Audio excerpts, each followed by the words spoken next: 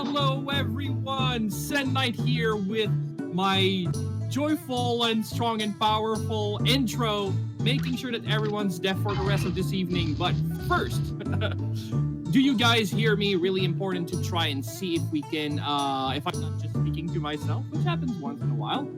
And today, if you guys can hear me, I will be joined with the mighty, the powerful, the beautiful Revan. Hello, everyone. I would just like to inform you that the runners have been counted down and they should be moving any second now. Excellent. So let's take a second to just talk about what we're doing here. Azure Dream Random Toolkit is a tournament format. This is a roguelike PS1 game that we like to play. The game has one dungeon. It's a 40 floor high tower that they are trying to breach in one session. They do not have they cannot actually go back to town. They cannot leave the tower in any way, shape, or form. If they die, they're run hence. And the floor they reach is going to be their score for that specific match. It's going to be a best of 3, and it's going to be the highest at the 1 hour mark, or if one of them died, then it's going to be the highest at that time, or actually the other runner will have the remainder of his time to actually reach as high as they can. If they can reach or get higher than their opponent, then that's a point for them. If they can't, that's a point for the one that got there first. And we're going to have 1 hour of that 3 times maximum, maybe 2, depending on how these players are going to be running, but that's going to be a run. So we're seeing the runners are actually starting with a block, and we're going to see what element it's going to be. It looks like it's a normal wind block this time around. The normal familiar Cune is actually replaced with a random monster outside of Haikune, and its element will be random. In this case, the unlocked spell does not make a difference because the block actually has a spell already. But if they had gotten something like a Palumpa, which we saw yesterday, it would have its spell unlocked, and every other enemy of that type would also have its spell. So it can be a little dangerous depending on what you start with. Yeah, and also block is a very interesting but kind of weak monster, and we see that there's a volcano in the egg that's actually obviously a little bit worse. But block is not terrible, don't get me wrong, but I really dislike block for some reason. Its spell costs a lot of MP to cast. The mixed magic is a 4 MP a pop type of deal. It's really good though. If you're okay with spending that amount of MP, then that's fine. But it won't last necessarily for long. And the other thing is, block are super tanky. They are definitely your strongest tank in the game, barring maybe Naplas is.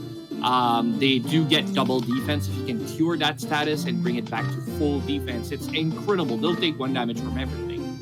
But in a speedrun setting, it's sad because they do not do a lot of damage. So if they start punching stuff, it'll take forever for them to kill. If you start, using your mixed magic, you're gonna drain your MP very quickly, and you'll realize even though they'll never die, you're gonna be on floor 7 at 15 minutes, an MP less. Yeah, block is definitely a double-edged sword. Like you said, it does give you the added safety because of the double defense, but it is pretty weak as familiars go physically. Its spell can be pretty good if you put the time and effort into it, but as you also stated before, it's also pretty costly at 4 MP per use. So it's similar to what we were talking about yesterday with Haikune. You kind of have to pick and choose when you want to use that skill because you won't be able to use it all the time. And like being familiarless on floor 7 because you don't have the MP to keep up with its cost is, not great. So we'll see how they manage. Yeah, the other monster they had was a volcano. Unless its spell would have been awoken, volcanoes are pretty much useless. They suffer from the same type of deal. They have kind of okay-ish defense, but they do not have good attack, and their special abilities is to poop a fire rock that will take some damage from you to the rock itself. It's got high aggro. It's not 100%, but it's pretty high. And so unless you're going to use to poop fire rock, and even then, I think it's completely useless, so they're still going to roll with the block. Though, the copper shield might be fine. It's a good shield. It's for defense. It's average, I'd say. The Holy Sword is going to do a lot for them here because we were talking about weak monster, and that's absolutely true. Well, they're going to be able to alleviate some of those problems with the Holy Sword. It deals so much damage that they can just have their blocks out, yeah, but not use it at all and keep its MP for later on. Exactly. The Holy Sword is a really great tool for this particular monster, just because, like you said, you can pretty much just run your way through whatever you're going to find for the first, 5-ish floors, and not really have to use any of the block's MP other than what it would consume just walking around with you. So you can level him up a little bit so his spell's a little more useful, he gets a little more attack, he gets a lot more defense. And you can use him on the water floors in this case if you get out of a situation, because it is wind element. And the spell that he comes with will actually hit an entire room for the 4 MP cost, so it's pretty useful in that situation. Absolutely. Once you use it, the only problem is definitely the MP cost. Once you decide to use it, the spell is really good. Damage is fine. The fact that it's an AoE is also really nice. It's not AoE in corridors, it's only inside of rooms, but I mean, still, even on a single target, it's actually pretty decent. So as long as you have the MP for it, that's a very nice spell. That's the type of spell you'd want to see on a Picket or a Kid or a Nuyel, because they are very easy to recover their MP. But on any other monster, it's always, like you said, double-edged sword is a very nice way to say it. It's going to be kind of dangerous to just use willy-nilly, but if you concentrate on using it on certain situation and keeping it level up like they do right now using the Holy Sword to carry themselves, you'll be fine, at least for a while. Yeah, at least for a little while. One of the added benefits of this this spell in particular is that they don't actually have to go out of their way to try to find wands or anything like that, because the weapon type that you use with this spell actually doesn't matter at all. So it's a little less stress taken off of them about potentially being cursed or having to use a truth glass to figure that out without cursing themselves. So it's got to be a little bit of weight off their mind. But tell me, Sand Knight, in this situation, would you stick with the wind, or what element would you like to see these runners use here? In this specific case of a block, if I can heal its defense at least once around about level 10, I don't super care about the element. I would even juggle them if I could. Blocks being so tanky will not even care about the traps or fire monsters in general at some point. But right now, it does matter. It doesn't have double defense. Its defense is pretty much high-ish, but not, crazy. Yeah, we see our first uses of the Earthquake spell right now. It's just softened up pretty much everything, and that room will be clear in the next hit of the sword. The things I wanted to talk about, though, is it's not just a question of pace, because obviously pace early on differs wildly from a runners to another. But can we talk about the fact that these two runners look at the speed they run and at the speed at which they menu. They are the first and third runners in the world. Oh, absolutely. I mean, I'm having a difficult time telling what they have equipped originally, what their inventory is, what they're picking up, just because they're moving so fast. Like, you can actually see sometimes they'll go to pick something up from the ground, and because the game is actually really, really responsive. Oh, yeah. So sometimes it'll look like they're putting in a different command, but they're just actually pushing the buttons so fast that the game can't keep up with it visually. Yeah. It's hard to tell what they're doing sometimes. They're just that used to running the game. Yeah, I think that's one of the most satisfying thing in this game, in all the world, is when you menu so fast, the menu doesn't come up at all. You just hear the clicks, but the menu just doesn't come up, and you've done good. And that's something I really, really enjoy doing. It's not always, easy to do. You need to practice a lot, but I mean, it's Wugga and Septictank. They've practiced a lot. Oh, yeah, absolutely. I know, getting into our runners a little bit here, I know Septic is a quite well-established familiar list runner, so he's maybe a little bit out of his element here using a block of all things. But Yes. Wugga is, he's a strong runner in his own right. Would you like to talk a little bit about Wugga? Yeah, for sure. Their gameplay style, Wugga became a strong runner before Septictank. I think even was in a community, or he was, starting to be here a little bit. And he definitely came out with a very different playstyle. You talk about playing familiar less. Wugga is the king of familiar less, and running fast and hoping to win. Obviously, he does a lot of 80%. A lot of these runs are going to die very early, but he's fine with that. He's practiced that a gajillion time. And he's going to be fine with, retrying, which is not something you can do here, by the way. Really important. They only have one try, so you need to be clever.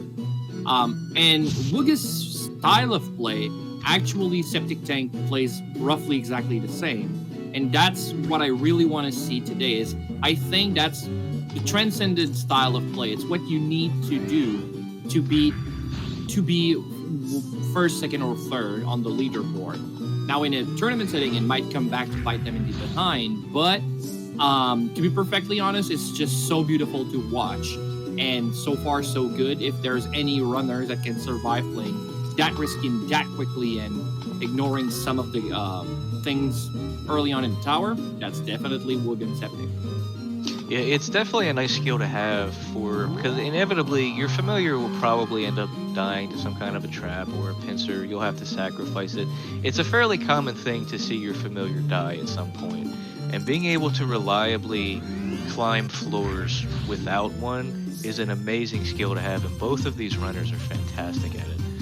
Yeah, and obviously, I mean, this is not rocket science either, but obviously it's easier to slow down when you're fast than to speed up when you're slow. These runners obviously right now are slowing down their play style to increase their survivability, which is crazy considering how fast they're going right now. But I mean, I can tell you, when Wugga just comes and say, hey, I have a new world record, it's 26 minutes for 40 floors, you kind of need to understand that this is a crazy pace, right? It makes absolute no sense. Even him probably was so surprised that he actually cleared the tower. So you trade off some of that speed, but once it'll come back, maybe their pet will die, or maybe they will decide to bag it because it's useless at that point. Once that happens, you're gonna see them zoom. Maybe die, but they'll zoom.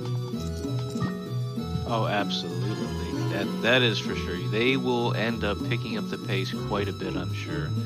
And taking a question from chat here, these are seeded runs. Whatever their starting items, their starting familiars and elements and all of that are the same. The items that they'll find in the tower will be the same. The only difference here is how they play it. One runner could go left and one could go right, and they could end up with very dramatically different towers. Yes, but the towers are going to be the same, except their experience might be very different. Yeah, for sure. Yes, exactly. They are seeded in the same way, obviously, but the things we change is also the 5 starting items they get. This is why the tournament's called the Random Toolkit Tournament. Generally, you would get a copper sword, wooden shield, medicinal herb, fireball, and a balloon egg. Those are going to be randomized, but are going to be randomized by category. So you're not going to get necessarily a copper sword. You could. I mean, it's randomized. You could get the normal weapon, but you could get any weapon, but it's not going to be a shield. The shield is going to be replaced by a shield. The egg is going to be replaced by an egg. And the only item we didn't touch is the medicinal herb is still always going to be a medicinal herb. So it's a lot of fun every run is going to be different. This is going to be a best of 3. So once this match is over, they're going to reset and redo another seed, but they're going to get new monsters. It's not going to be a starting block and volcano. It's going to be something different. And, same for the items. They're going to get a different weapon, shield, and spell ball to play with and see where they're going with this. Yeah, that's another question from chat. That is, being able to pick up and throw enemies is a very valid strategy in this game, and both of these runners are quite fond of doing so. It saves, it saves your resources for later times, because especially on higher floors, the monsters become too heavy to be lifted or pushed or anything like that. So it saves you resources for later, but it also uses a renewable resource, your HP. Because if you notice, while these runners are actually moving around, or they can actually skip turns to do it as well, their HP slowly regenerates one at a time. So if you can use your HP first without putting yourself in too much danger to save yourself, a spell ball usage or a holy bell or something like that, it's definitely worth the risk. And we'll see a lot of that here, I'm sure. Yeah, because picking up can fail. It's a 62.5% chance to be successful at you picking up the enemy. But if you fail, you actually put the enemy down again, and it does get a free turn on you, and so does every other enemies, if any, around yourself.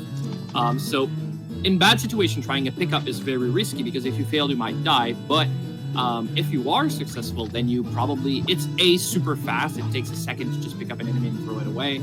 And you, like Revan says, it's exactly true. You don't lose an item that you might have used to get out of a bad situation. You just, pick up, throw, and you're gone for the next part. And we got Wugga coming on floor 12. Do you think he'll look for the blue collar, or will he just go straight up? I don't think neither of them will look for it. Most of the time, for some reason, blue collar is in the elevator room. So if it is, they'll pick it up. I don't see a reason not to. Like it is here. Question answered. I guess he just happened across it and figured why not. Yeah, but I would have been very surprised that if they found the elevator first, they would have gone onto a wild goose chase for it. I don't even think they care. Was that a restore scroll that he just didn't pick up? Yeah, they don't care about their own pet. It wasn't? No, I think it was a decurse scroll. Oh, okay, maybe it was a decurse.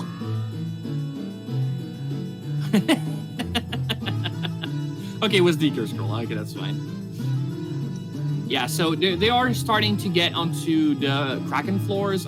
These floors are going to be a lot scary. You don't want to find any Krakens. They are very strong. They're also both level 8, which is decent. The amount of level we've been grinding on floor 10 is gone down wildly. I would have always said that you never leave floor 10 before being level 9. But we started running, especially this tournament, with like 7 and 8.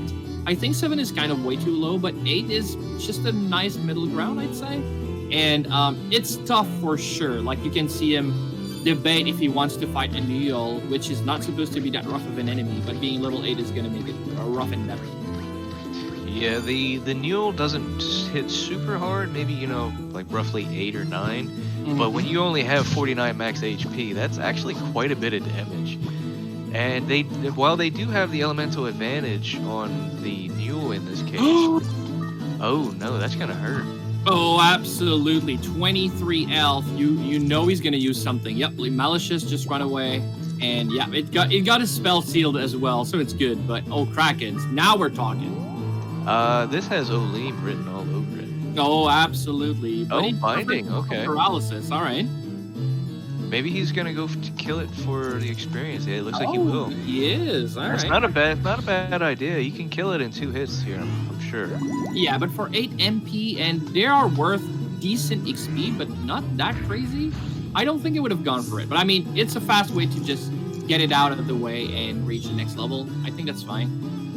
Wugga getting trolled by the volcano. Now, what is he gonna do about this? We've never seen that happen in a tournament. That's crazy. It cannot be pushed as far as I know, and it definitely cannot be picked up. No, I don't think it can be pushed. I've never actually tried. I know it will end up wearing off after, a fair amount of turns, or you could just smack it until it breaks. But yeah, in a speedrun situation like this, I think you just have to attack it. Yeah, and he's losing. Charging freak, but it'll take a while. Yeah, and he's lost the lead because of it now.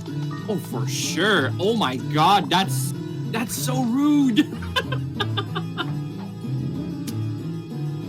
and he's fine. He's fine. I mean, it was not necessarily a crazy situation. It was crazy, but it was not necessarily a tough situation. He was not get out of. But it's so rude. Like, just coming in and say nope. That was perfect. That's definitely a new one, Gene Freak. Okay, he saw Spell Ball. Yep. And is he going to... He is going to pick up the Spell Ball. It's a good choice.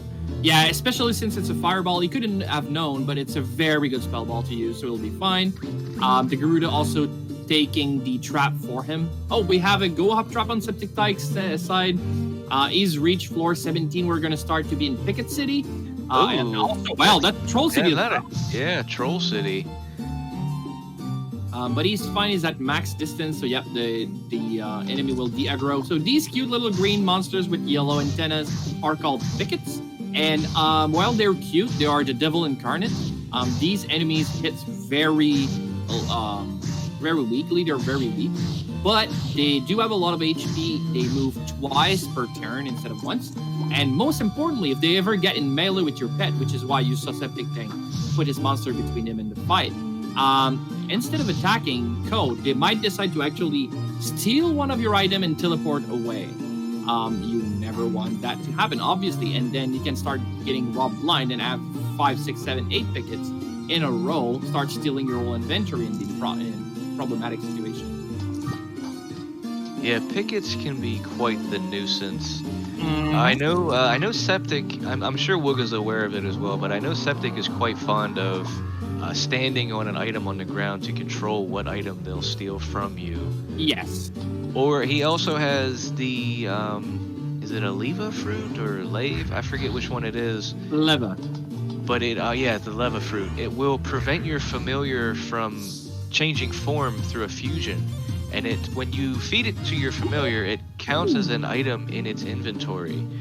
But sure. if you throw it at an enemy picket, having the fruit be in its inventory like that actually makes it think that it has a stolen item from you, and it'll actually just leave you alone. It's a neat little trick.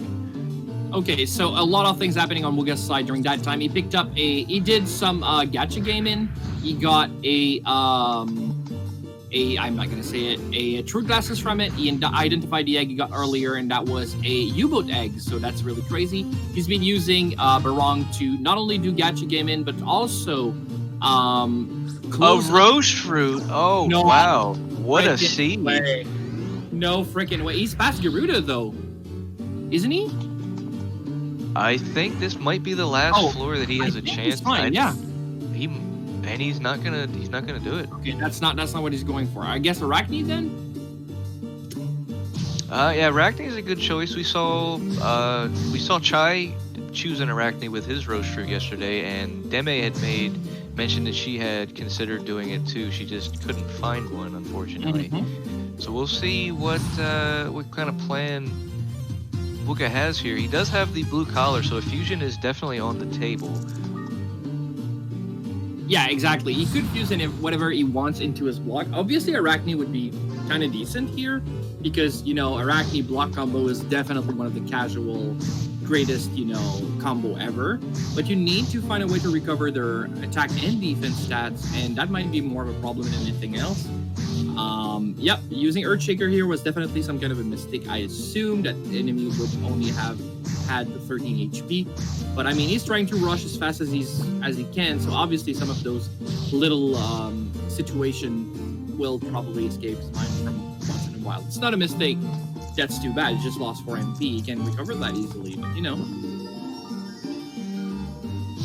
but Septic's block running out of MP here. It's not that big of an issue with his defense being as high as it is, but it's a little bit of an inconvenience. Luckily, he had a big PETA on him to cancel that out, get his block back in running order. Oh, that's clever. Using Earthshaker to remove the Maneva from being in a item position, so that's always scary, obviously, to have a Maneva transform into an item when it's in a doorway. You cannot exit the room anymore or get wherever you want to go. But he's using clever uses of AoE magic and absolutely get it out of the way. That's very, very good.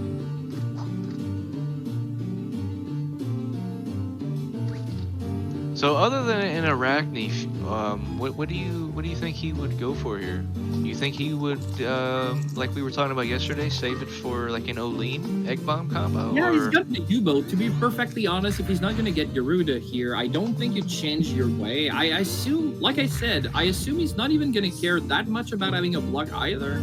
So I don't know. Oh, that's bad.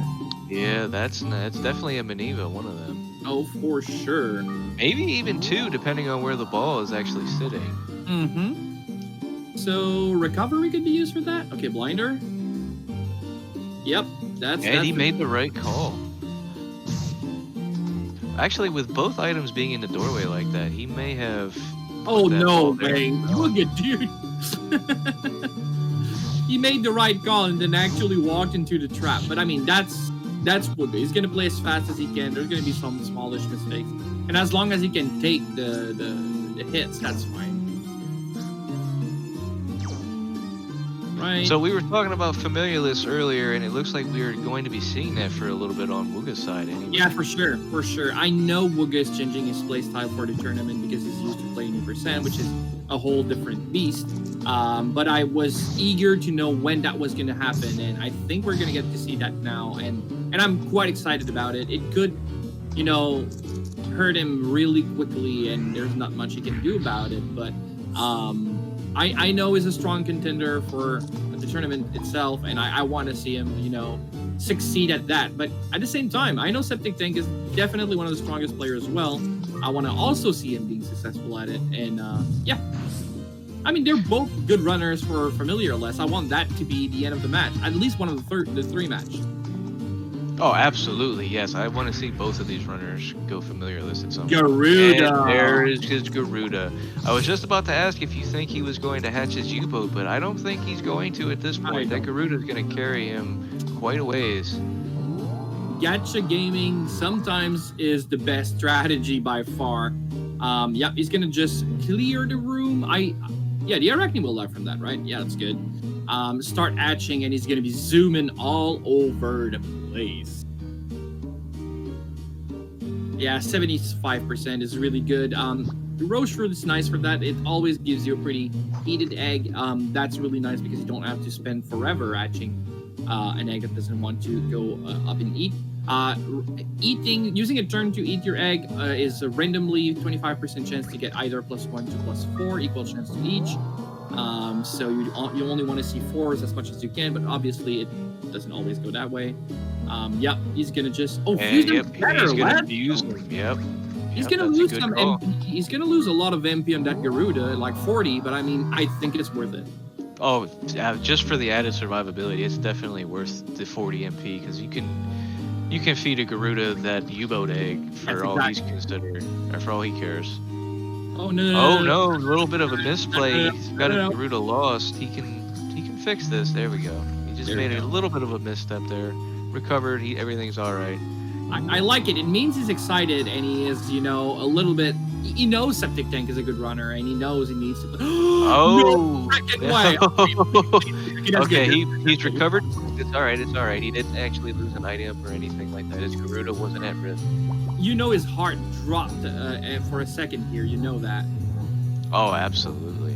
Yeah, pick up the ball. All right, and yeah, get out of here. All right, another spell ball. Weak ball. Yeah, he puts. I think the tower's trying to make a point here.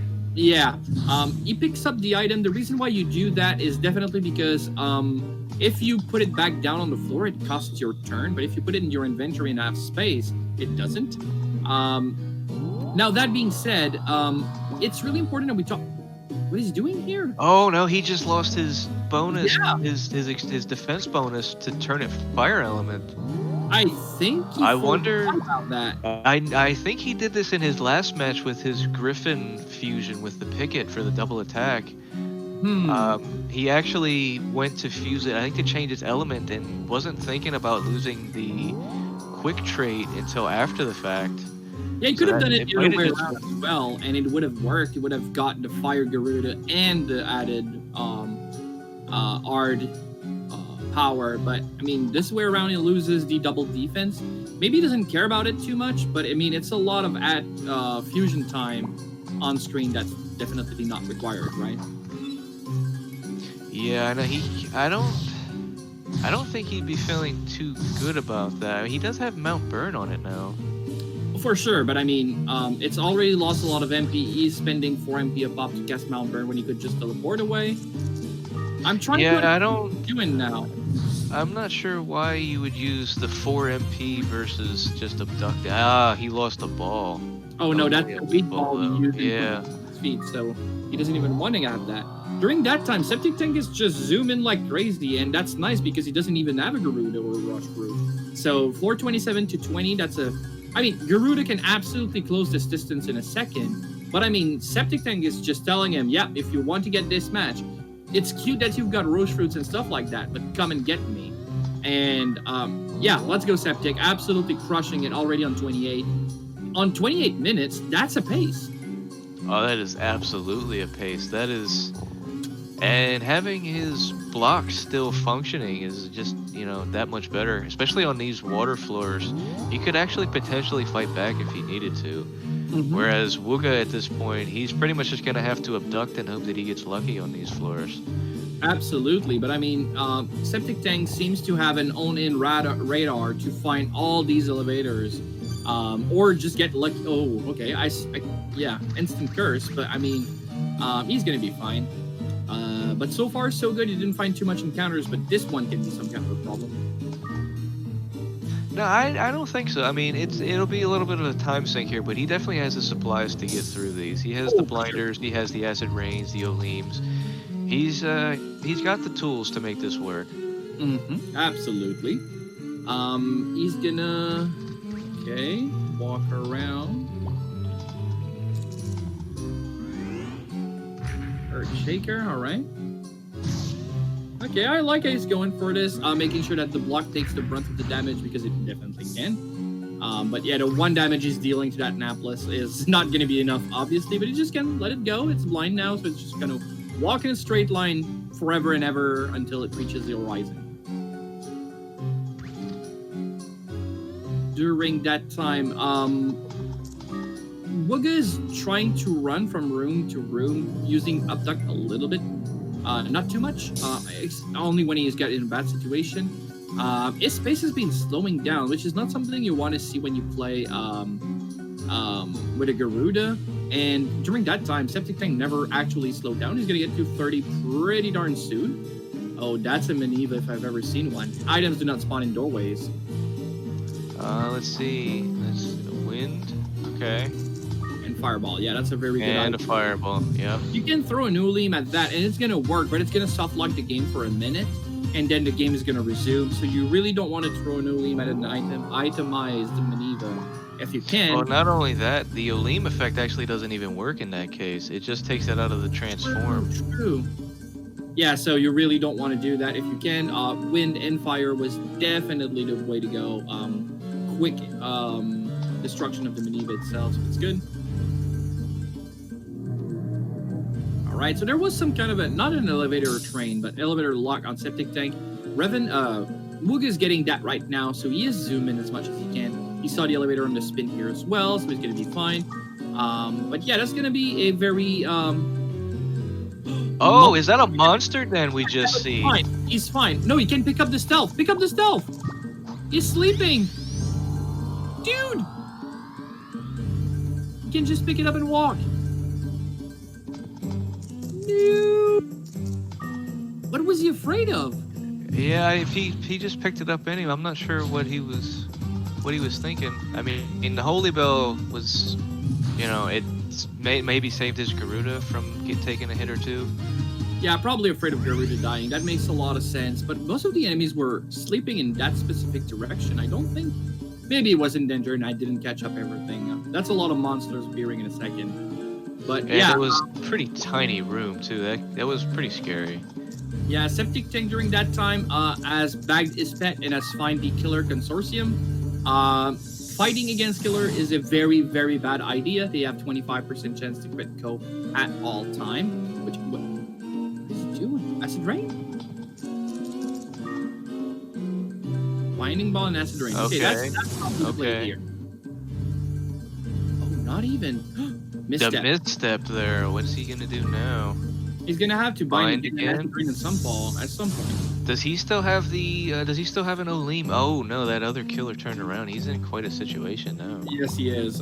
He's trying to, he knows where the elevator is, so I think he's trying to force the situation.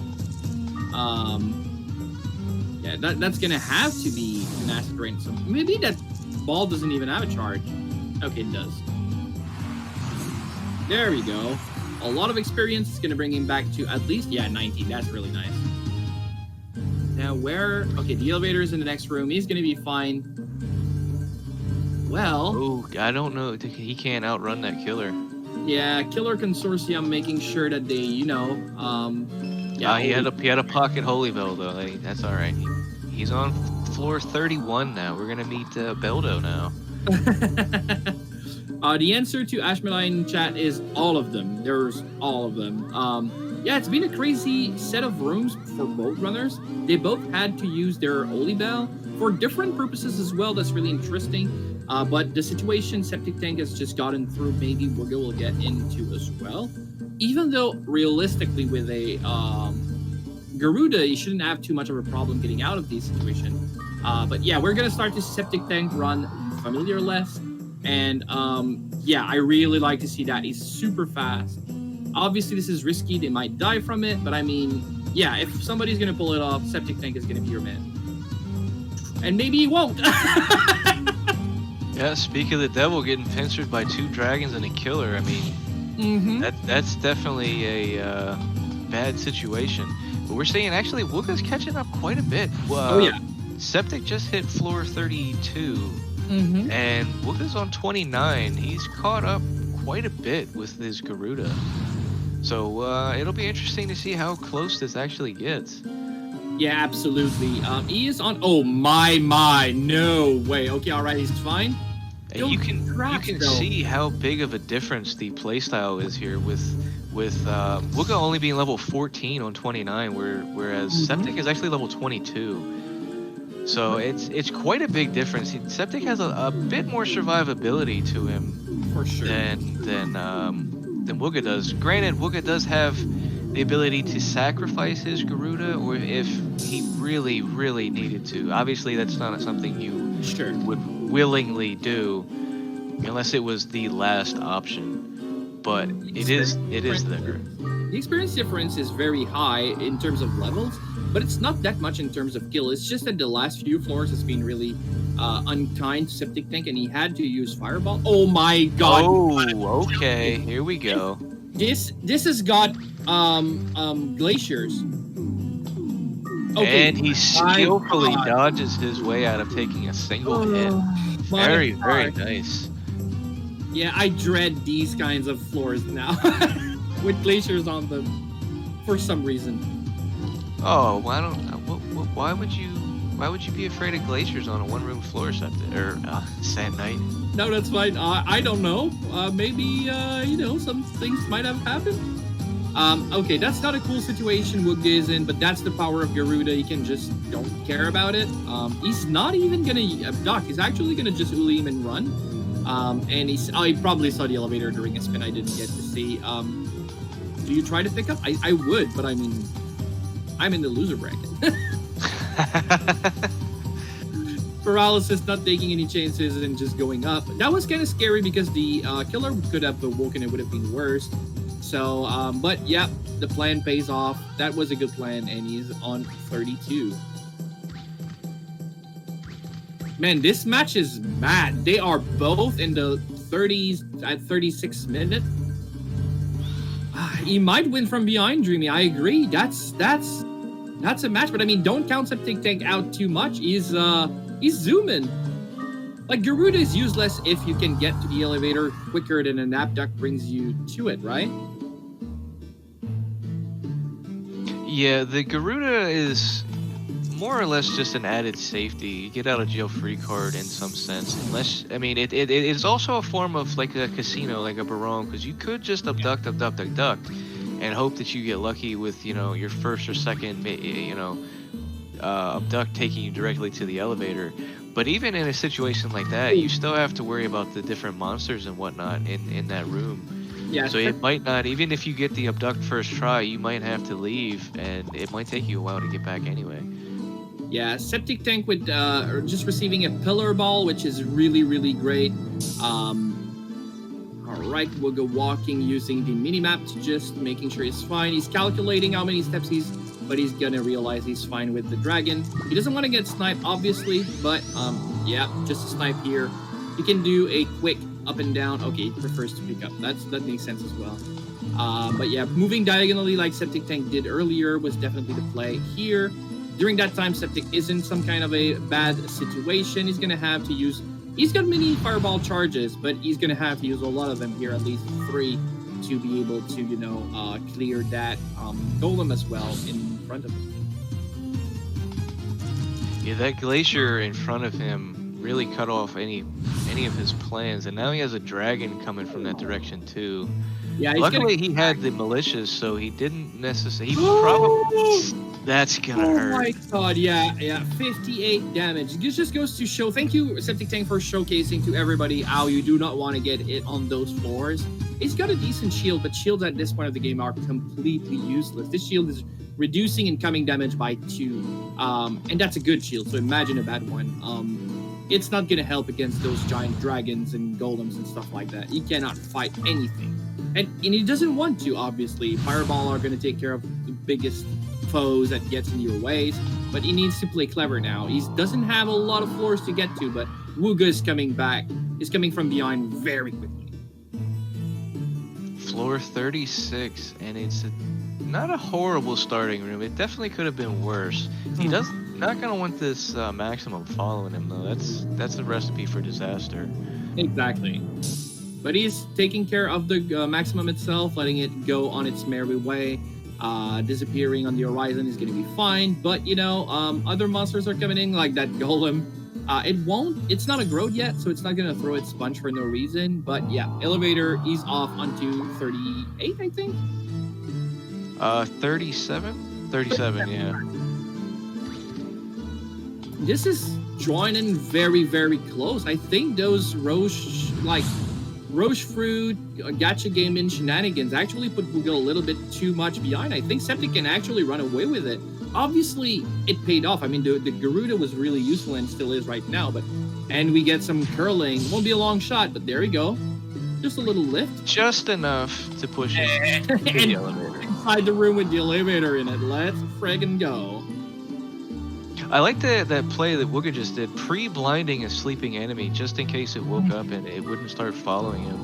And we're seeing, is that 39 now? That is 39. Floor 39. One more to go. Didn't we see the elevator on? Oh, I may have missed it. I'm not sure. I think I saw it in the other exit from the room he was in, but I might be wrong. It was it wasn't. Oh, and it's the floor 40 win for Septic Tank. Very nice. Septic Tank taking the first match. My.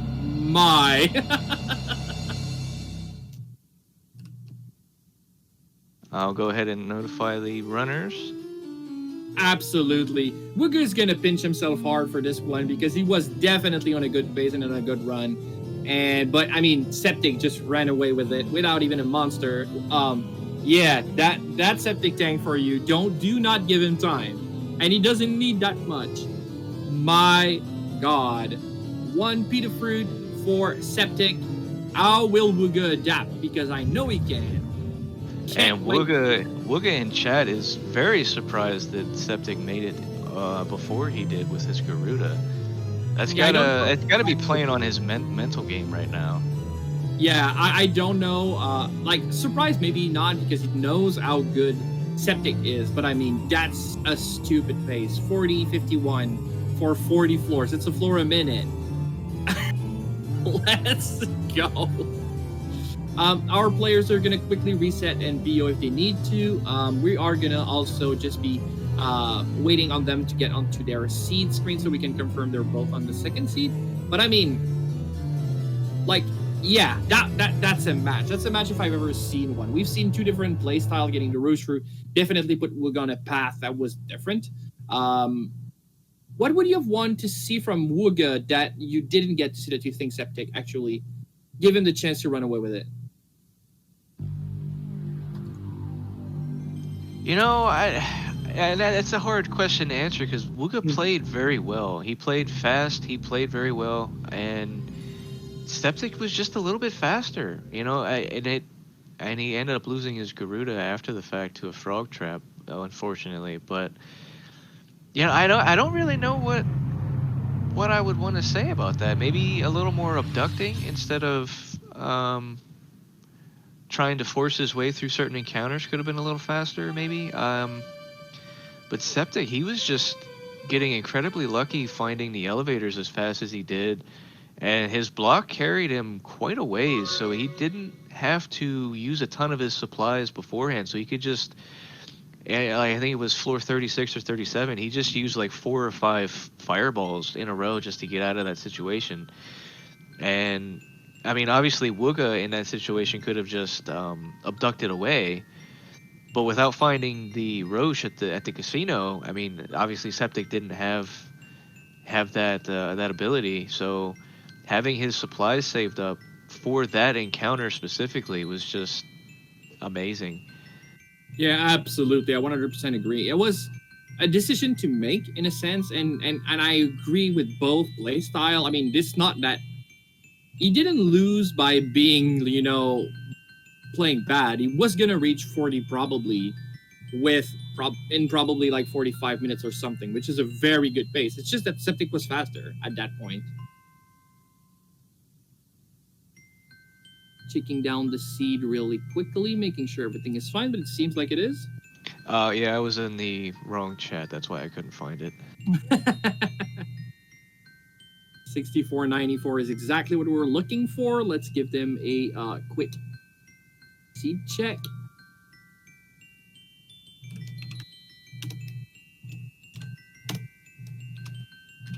All right, we'll have them counted down shortly. What would chat like to see from the next starter monster, egg, starting items, whatever? Just throw down some predictions in chat, and we'll see how that plays out.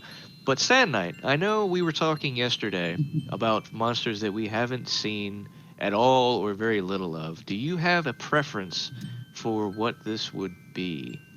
Yeah, I definitely want to see those monsters we've not seen yet for a different reason. It's not only because we haven't seen them, it's because they're a little bit different.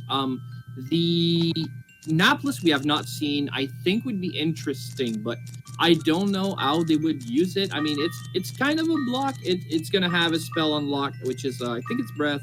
But anyway, whatever spell it is, it's flame sword, which is pretty much vanilla. But it's got double HP. So my question is, would they use it to share pain with, like instead of having it behind you all the time? Once you get into an encounter, you put it on your side, and let it take some of the brunt of the damage away from you, which I think would be interesting. But maybe they wouldn't do that. The one I want to see is Killer, because it's so powerful physically that I think, even though it would have got a spell that they could use, I think they would use it as a fighter. And getting to see a fighter monster in Azure Dream is so rare. I really love those kind of matches. Yeah, the killer starter is definitely an interesting one to have, just because, like you said, it has the flame sword mixed magic. But realistically, are you gonna use that over its just enormous attacking power? I don't think you do. I think you go the AI one and you hope to get a somewhat strong sword or complement it with some spell balls or something. I think so as well. It's a very different playstyle. You need to put your killer on the side when it's gonna happen, right? So you need to prep a little bit, but AI 1 on a killer is gonna wreck up stuff, especially early on, but even later. And with the added possibility of critting all the time, I mean, damn it, that can pack a punch. Well, the killer's ability, outside of its trait is, to get critical hits more often, but it can actually guarantee itself a critical hit for the cost of 8 MP. It's a little costly, but if it'll kill that enemy in front of you, it's worth the cost, I think. Yeah, how many MP are you ready to spend to not die? Yeah, exactly. Yeah. It's definitely an interesting thought experiment, because if you're relying on your killer to get you through those floors, and all of a sudden that 8 MP is going to put him out, do you risk not using the guaranteed crit, or do you sacrifice him and run away? What's the play there? It's an interesting thought experiment, to say the least. Yeah, exactly. I don't think you do risk anything here. This game is already way too risky. It's the reason why I don't like Paralysis 1. It's not because it's not good to paralyze an enemy. Is if your plan relied on the Paralysis 1 to give you a paralysis, your plan was bad from the get-go. Now, sometimes you need to have a bad plan because there's no good plan. You don't have the items, but I think I'd pay the 8 MP if my plan relied on a crit. And I think I think most runners in this tournament would agree with that. If you can have the guaranteed kill, even if it makes your familiar useless after that point. We were talking about this actually before the run started. Most of the community, especially these tournament runners, are fairly familiar with running familiarless or running commando as we've been calling it. So having the familiar is kind of just a nice benefit to get you to some higher floors faster before, and building up an inventory and getting some levels for survivability before you just speed your way through the tougher floors. Yeah, absolutely. We're gonna get to do the countdown for our runners, and they're gonna be going very soon. Let's go. Can't wait to see them actually race again. But yeah, there's a lot of interesting monsters that can come up. A lot of strategies. We saw one, the block with the AoE spell is an interesting strategy. Of course, Septictank used it a little bit more. Wugga changed midway through for a Garuda strategy, obviously because he got a Roche Fruit, which makes a lot of sense as well. But both these players ended up getting very high, not because of the monster they got, but because of their raw talent. But what are they going to do actually with a different set of starting items and a different starting monsters? Can't wait to see this in the second match. I don't want to say that I want Wugga to win, but I want a third match, I can tell you that. So this time I say Wugga wins, and then I want to see these titans clash again in a third time and see who actually gets the win. I can definitely agree there. I don't want to specifically say anyone should. I want one particular runner to win because, like you said, they're both titans at this point. But I do want to see a third match outside of a friendly, because the friendlies tend to be a little more memey. So having a fight for their tournament life in a third match is definitely what I'm looking for here. And the psychology type of thing you get into when you play a third match is so crazy. There's not going to be another one after that. So I really like how players try to adapt. But we have a fire death to start this match. My. So how do you feel about the fire death? Super good. They're going to be very, very powerful. They can hit from afar. Their spell is very nice. It's not dependent on your weapon, so you can equip whatever you feel like equipping. Its MP cost is low. It deals damage from afar. What else do you even want? This is another thing that we were actually talking about yesterday with the lowdown spell. It's actually cool. Oh, and a Cune. I don't think we'll see that being used here. You say that, I disagree. I think you fuse both of them because you want to get Flame Sword for melee hits. Well, a fuse, yeah, okay, that makes sense. I don't think we're gonna see just Cune out on his own though. No, absolutely. Not when they have a death. No, I don't think that's the play here. Because if you can find a Scarlet one or a Fire Sword or something, the once in melee, 8 wave is not good enough to actually carry you. As long as you're afar, you can, bring enemy down a lot, but it's also very dependent on the elemental triangle, whereas mixed magic flame sword is a little bit less. Is Septictank changing for Cuny for real? Exactly. It looks like Septic's gonna make me eat my words here by swapping out to Cune immediately. Oh my, okay, vanilla going. I think he's gonna do what I just said he would by fusing it, but keeping the Cuny as is. I mean, how much? That is a good point from Skeef in the chat here. Cune will always win the fusion, so maybe that's just something he's keeping in mind for later. He doesn't need to level up the clown because he can just fuse it into Cune, who's gonna win anyway. Yeah, for sure. That makes a lot of sense. Actually, I didn't think about that really quickly. I was so excited. This is such a weird, setup to have Cuny replaced by Death, but then a Palumpa replaced by Cuny. This is the first time we see that in tournament, as far as I know. Oh no, I think there was another match, but I mean, yeah, Cuny being played here, I think is the right play. I don't know. I'm quite fond of the lowdown spell just in general, but it is a good point that because it's ranged, you kind of want to kill everything that you see, so it can be quite a time sink. So it might be the play to just switch to Cune, because he is he is the the any percent staple. So these runners are very familiar with him in general, and he's actually one of the better familiars as far as MP goes, spells go. His stats growth are pretty great too. He's actually a pretty good familiar, as much as some people like to hate on him. Did you say that they were familiar with them? I did, yes. I'm glad you caught that. Oh, good pun. I love it. All right. I don't know. You're starting to rub off on me. I don't know if I like it. Fear my mighty power. But yeah, if you intend to fuse, I agree with Steve in chat. It's definitely the play to start with CUNY. Flamesword is also more consistent damage than Heatwave, in my opinion. Against Wind Monster, Heatwave is going to eat them up really bad. And against Fire Monster, I still think that they're both pretty good. But against those Water Monster, because there's added Co-Strength is added to the formula, it's not going to be as weak.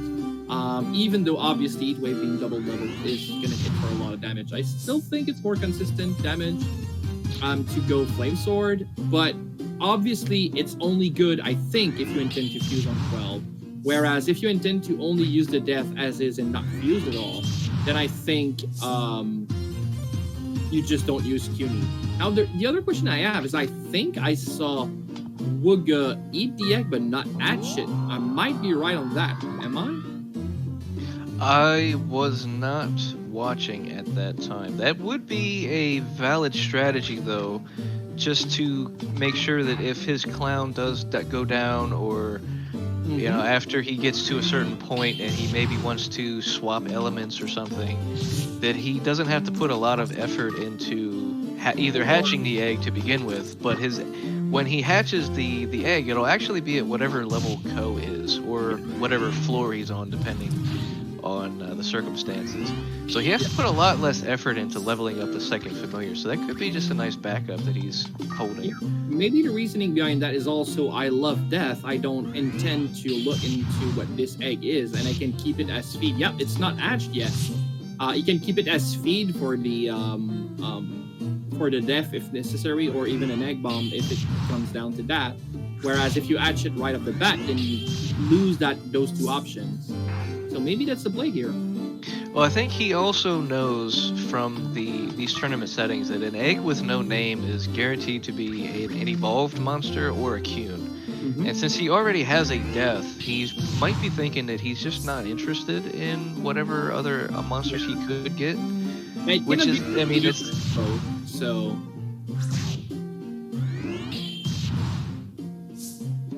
it's probably the only two monsters you would have wanted to see, Garuda and U-Boat, and if it cannot be them, then, I mean, death it is, and you just run away with it, right? Yeah, I know. I'm pretty sure that's what he's thinking at this point. He's already got arguably the best evolved familiar that he could get, and like you said, with it being no chance of being a Garuda or a U-Boat, I mean, he's already got, like I said, arguably the best one. Is it worth hatching the egg when you could use it as a bomb or food if you need to? I don't think so. Yeah, I like that.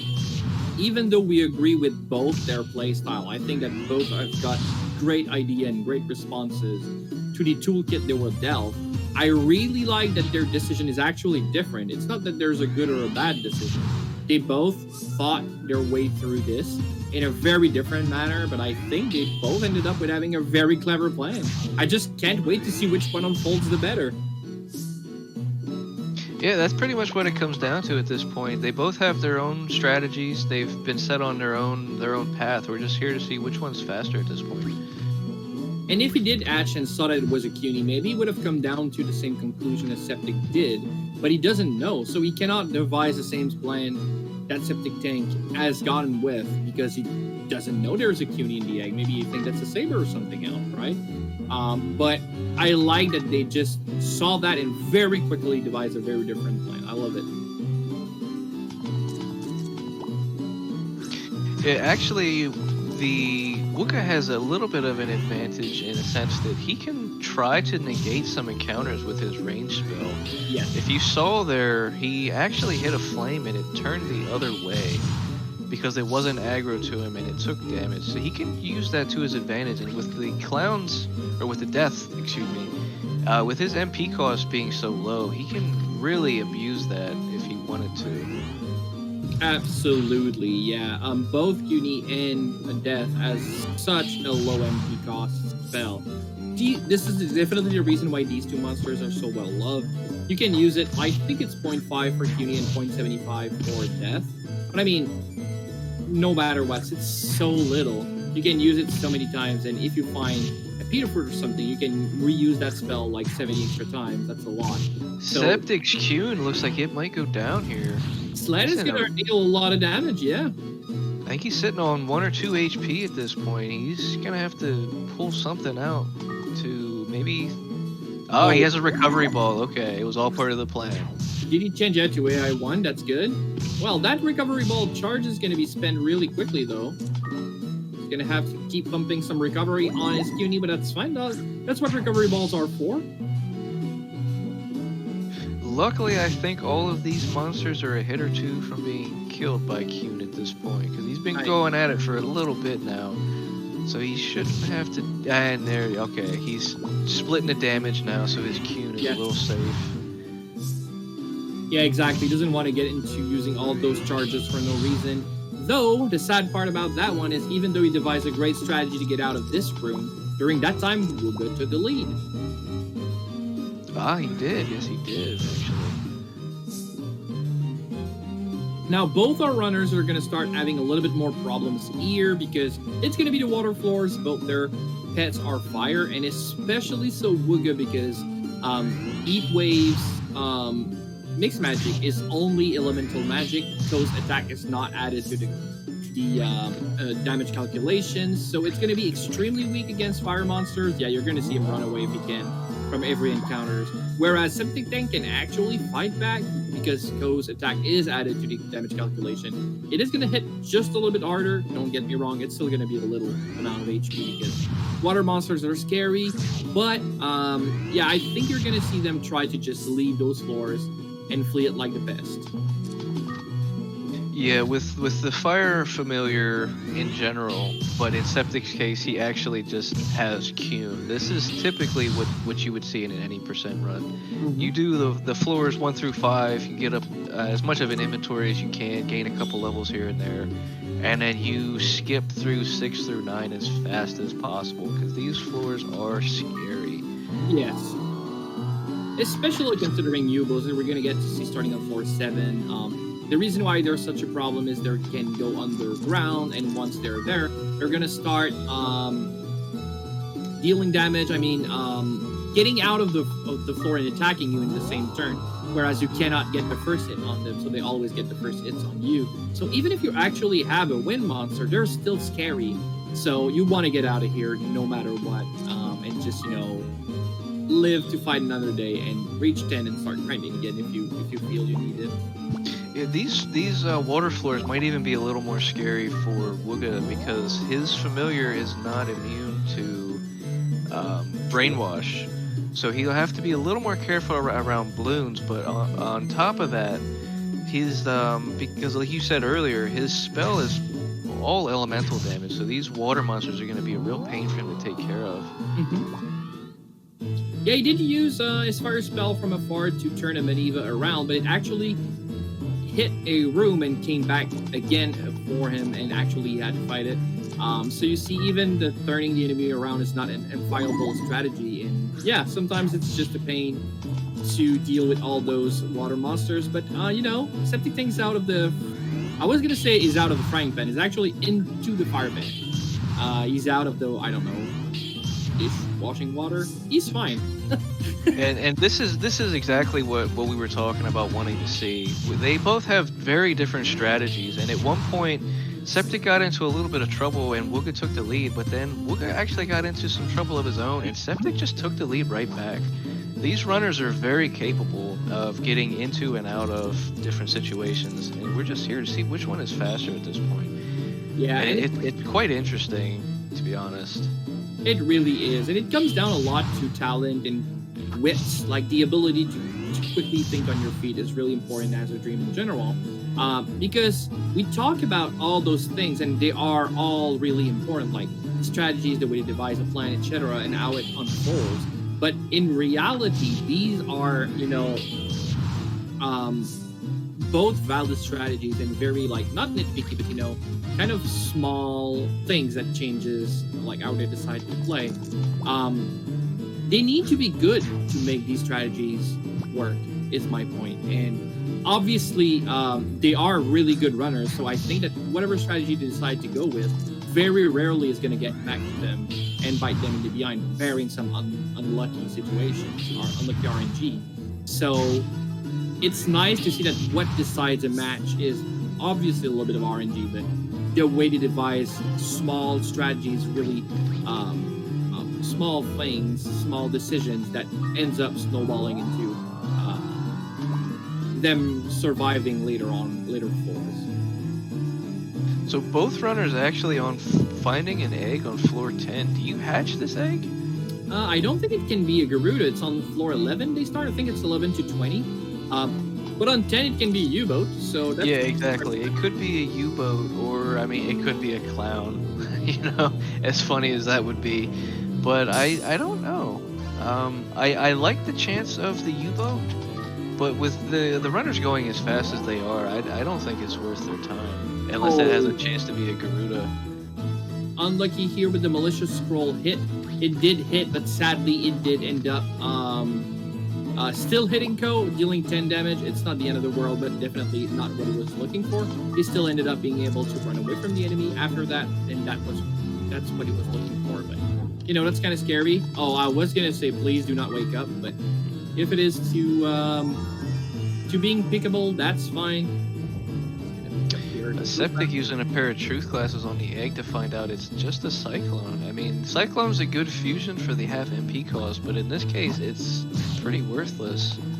Especially if he decides to use his Clown into his Uni, then he cannot have both half MP consumption and double spell level, and double spell level wins every day of the week 2 times over.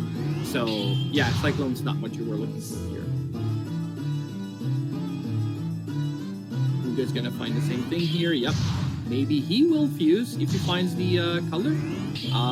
I don't know that he would, because I don't think MP is gonna be much of a problem, but yeah, for sure. That's an option. Yeah, it's definitely a possibility, but I don't see Wugga going out of his way to spend the time to hatch the egg just for the MP cost on a Clown.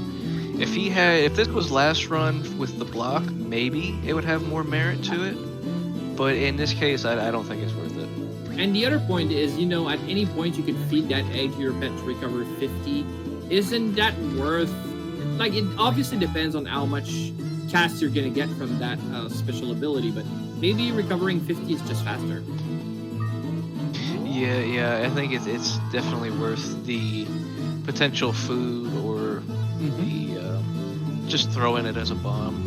The Cyclone isn't particularly powerful, but with the plus 50 level that you get when you throw it, it can be, it can pack quite a punch.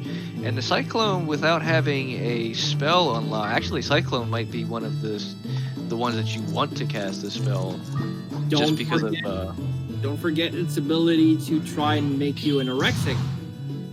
Oh, yeah, that is a good point. I did not think of that. That could be pretty funny to see in a tournament run like this.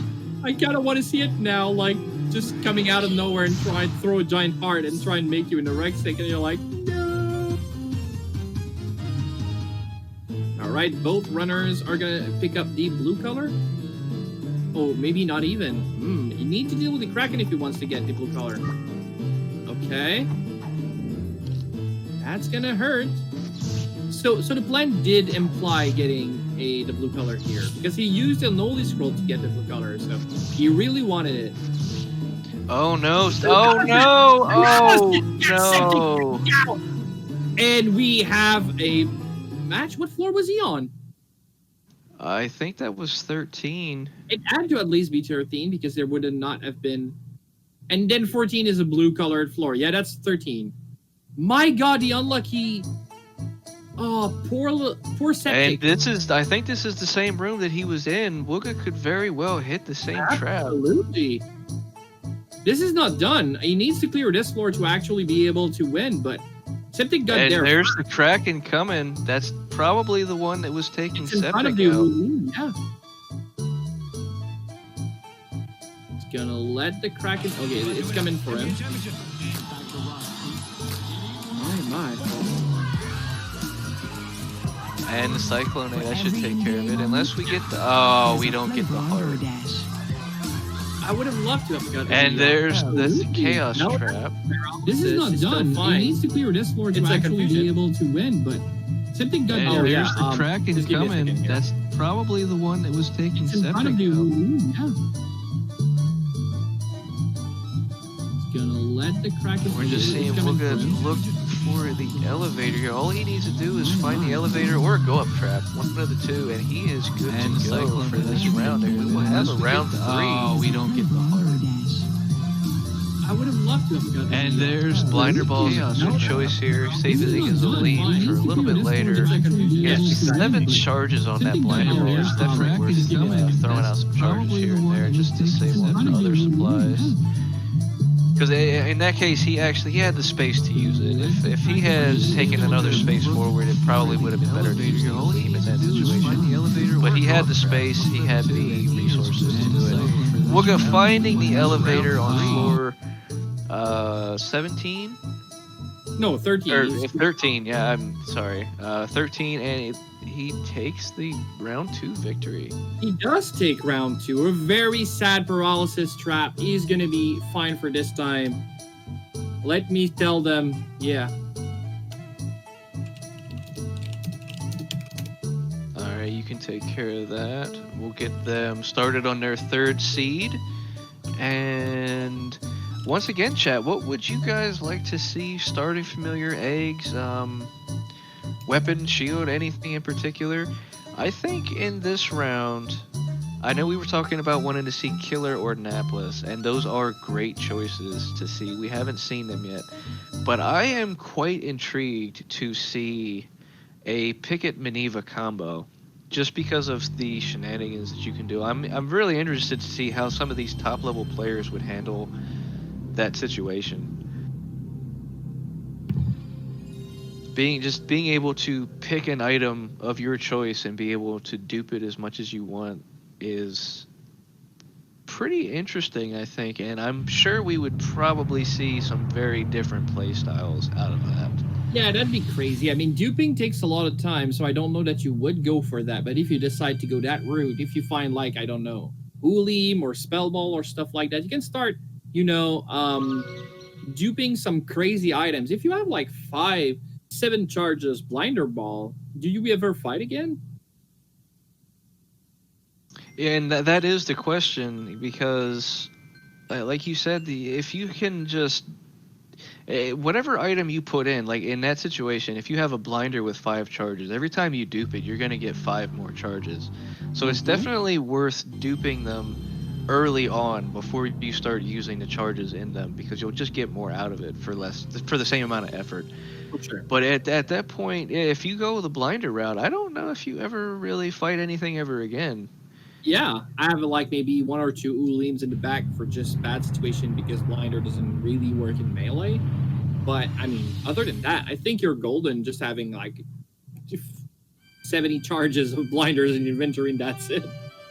Now, as long as the runners don't mess up the dupe, I actually encountered this exact scenario in a practice seed the other day, and I failed my dupe, lost not only my blinder ball, but I lost, I think, an Olim or something else in the process as well. And I ended up getting very frustrated and just running up solo after that. But hopefully we won't see that here, because these runners are both quite experienced, and I don't see that really happening.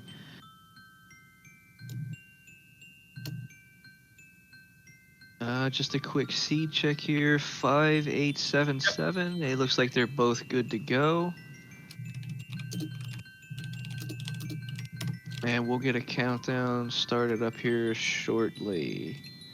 Barong is always a good choice, especially if it's a starter, because it has the poison spell, which acts the same as the lowdown. It has the ranged effect, but of course it's not going to have the double level, so it's going to be a little underwhelming in some situations. But you also have the ability to gotcha, or go to the casino, as we like to say in the community. You can toss an item in and it'll spit a new item out.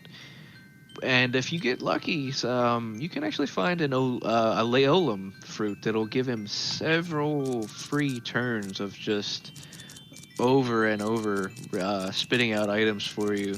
And you can build up an inventory real quickly with doing that, or you could just get nothing the entire time.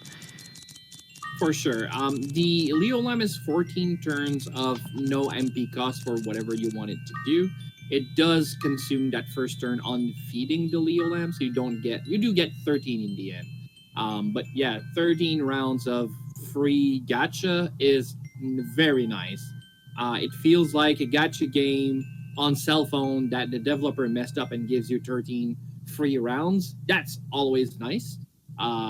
You just hope to get something good like a 5-star roast fruit, and then you're off. Yep, absolutely. Septic Tank named himself No Para. You know he doesn't want to deal with all that craziness again. That was super unlucky, obviously. It's not that he played badly. He definitely had a plan he was going. But that's Azure Dream for you. That's why we play best of threes, because these things happen, and you don't want a match or a tournament being decided on one of those seeds. But it's going to happen. It's going to cost him one small Peter fruit that I'm going to add because, I'm thinking about it just now. Sorry about that. It's going to cost him a match, but it's not done. Yeah, and I like that you said that too. It's not that Septic played wrong or worse in any sense. He actually had quite a strong strategy. He just got a bit unlucky with that paralyzed trap, and it just didn't wear off in time, and there wasn't anything he could do about it. Yeah, but like you said, that's why we have these tournaments as best of 3, because something like that is very disappointing to lose to. So we like to give the runners a chance to, have a redemption run, as it were. Yeah, exactly. And if it happens twice, this is the mistress we chose. We know that the tower decides if we're going to reach 40 or not. It's not on us completely. But yeah, both our runners are going to be ready. I'm going to count them down. Oh, wow, it's already done. Revan is a ninja. Yeah, I'm already on it. Wow, I did look away for a second, and he was already, in my backyard stealing my stuff. Very good job, Revan. And both our runners are going to be jumping into the action really quick. There's a small delay, so it might take a second for you guys. But during that time, I said I wanted Napless and Killers a million times now, and it's definitely still in the back of my mind, but it's not happening. So let's talk about some other options then. What would I like to see now? I always like a good dreaming seed, because because it's probably the worst monster you're gonna get. Obviously, barring maybe a Balumpa. I think I want to see a Dreamin', yeah. I think I'd like to see a maximum here, just because they're kind of hard to use in a sense with their double MP consumption on physical attacks, and they're amazing. A snowman, okay. This could shape up to be a real interesting, especially for Septic with his no paralyzed name. It's quite ironic, actually. Yes, if it is wind. If it's not, then it's kind of not as very good starting monster. What I really like about Snowmans, though, is their ability to, for 4 MP, they can hit for 2.5 times their physical attack, which is called Break Obstacle. It's a wind snowman! I'm gonna hold my breath. I've been wrong several times on the different colors, and it is wind. Okay, we got a confirmation. I know I'm not as familiar as you are, Sand with some of the oddball familiars, as I call them, with their spell that I'm not quite fond of. Oh my god! And a picket. Okay, we're halfway to what I wanted. Mm-hmm. So we got a Gulf Wand, or a Gulf Wind sword. Yes. That's not great to start with, as the monsters that they're going to encounter on the first few floors are going to be mostly fire. Yeah, but it does have an attack power of 5, so it's still fairly strong. Yeah, it really is.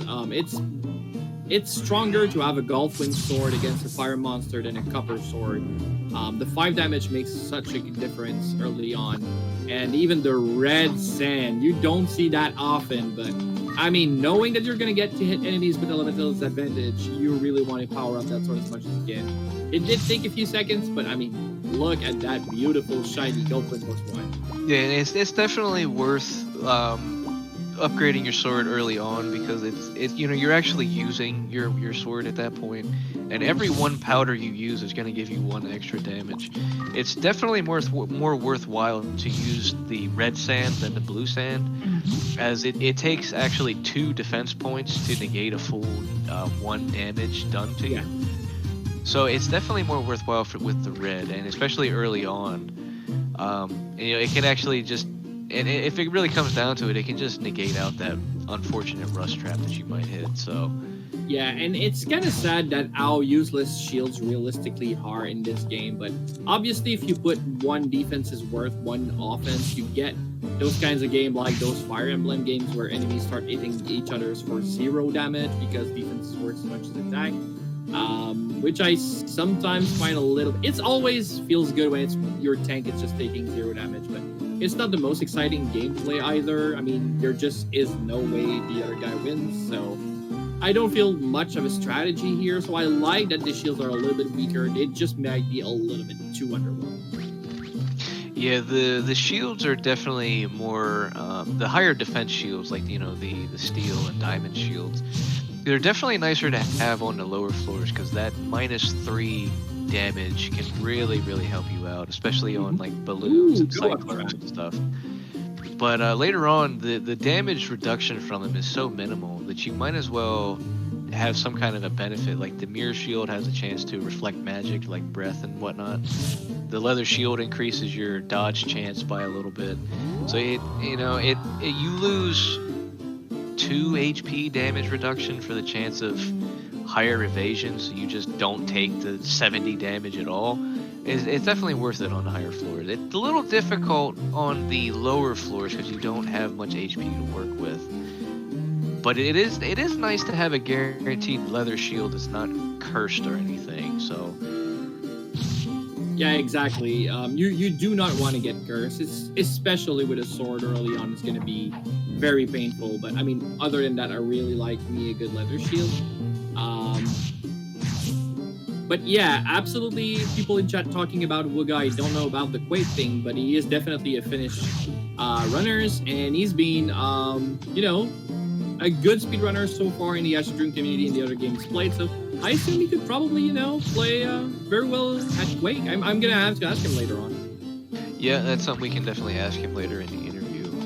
But Poulet actually showed up in chat and asked, "What did I miss? You want to do a quick recap of the last 2 matches?" Oh my, you missed everything, Poulet. To be perfectly honest, the first run was absolute madness. A 40 clear on 40 minutes, pretty much on chrono. And then actually a very sad septic tank dying on floor 14 to a paralysis trap in a room with a kraken. Not much you could have done there. But so it makes 1 match everywhere, and now they actually need to deal. It's the final blow. They have a crazy snowman, paralysis, already wind awoken spell at the get-go, so they actually can deal some very decent damage here, or at least paralyze their enemy, giving them the time to deal some very good damage. They are on floor 4 and 5, or 3 and 4, and trying to build up an inventory. And with that, we're going to get to see the match starts up real soon once they have the inventory they want.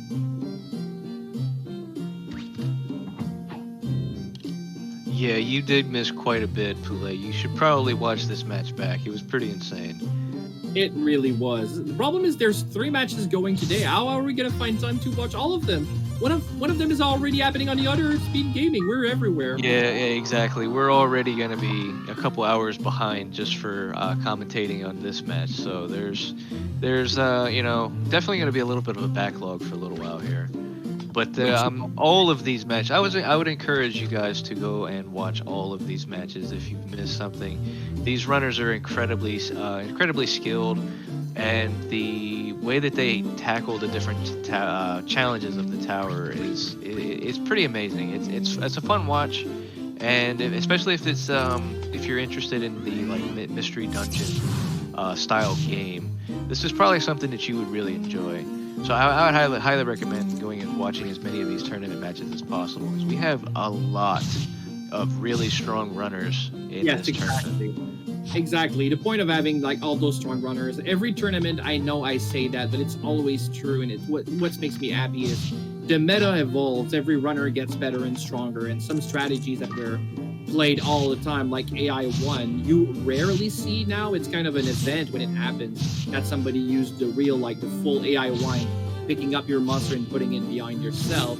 And the reason why it's happening is, yeah, sometimes you don't get a monster that can be picked up, so it makes sense. But even when you do, you don't always use it because it's just a little bit slower. And it's not slower by a lot. It's slower by like, I don't know, a second or two. But players, runners have become so good during these tournaments that they feel this second they could save somewhere else. And they start devising other strategies and running faster and faster and not grinding as much. And this is so much fun to watch because it's so different that maybe even just the last tournament with this summer. And yeah, and chat, I'm seeing a lot of unfamiliar names in here, which is something that I'm liking. But we do have a Discord that anyone is more than welcome to join. We have speedrunning resources, we have casual resources. We actually host the Game Boy Color version of this game as well, if that's something that you're interested in. Let me get the link posted here. I have that here. Give me a second. There we go. That's great. Yeah, it's definitely worth giving a stop by. And if for whatever reason you don't like it, you can feel free to leave. But I definitely suggest giving it a look at least. Yeah, for sure. We are such a welcoming community. We really want to have more people. This is called the Azure Dream Speedrun Discord, but it is not only about speedrunning. It's all about love for the game, or even just wanting to watch and find all those other matches. If you want to join and just have fun with us, we are always going to be happy to have more people with us. And yeah, feel free to join. We're going to tell you when the next match is coming up. We're seeing... Thank you very much, Malak. Thank you very much. We're seeing Wugga take a slight lead here on floor 7. Mm-hmm. Septic is on 4 or 5 now, it looks like. Their play style isn't really drastically different with the same familiar.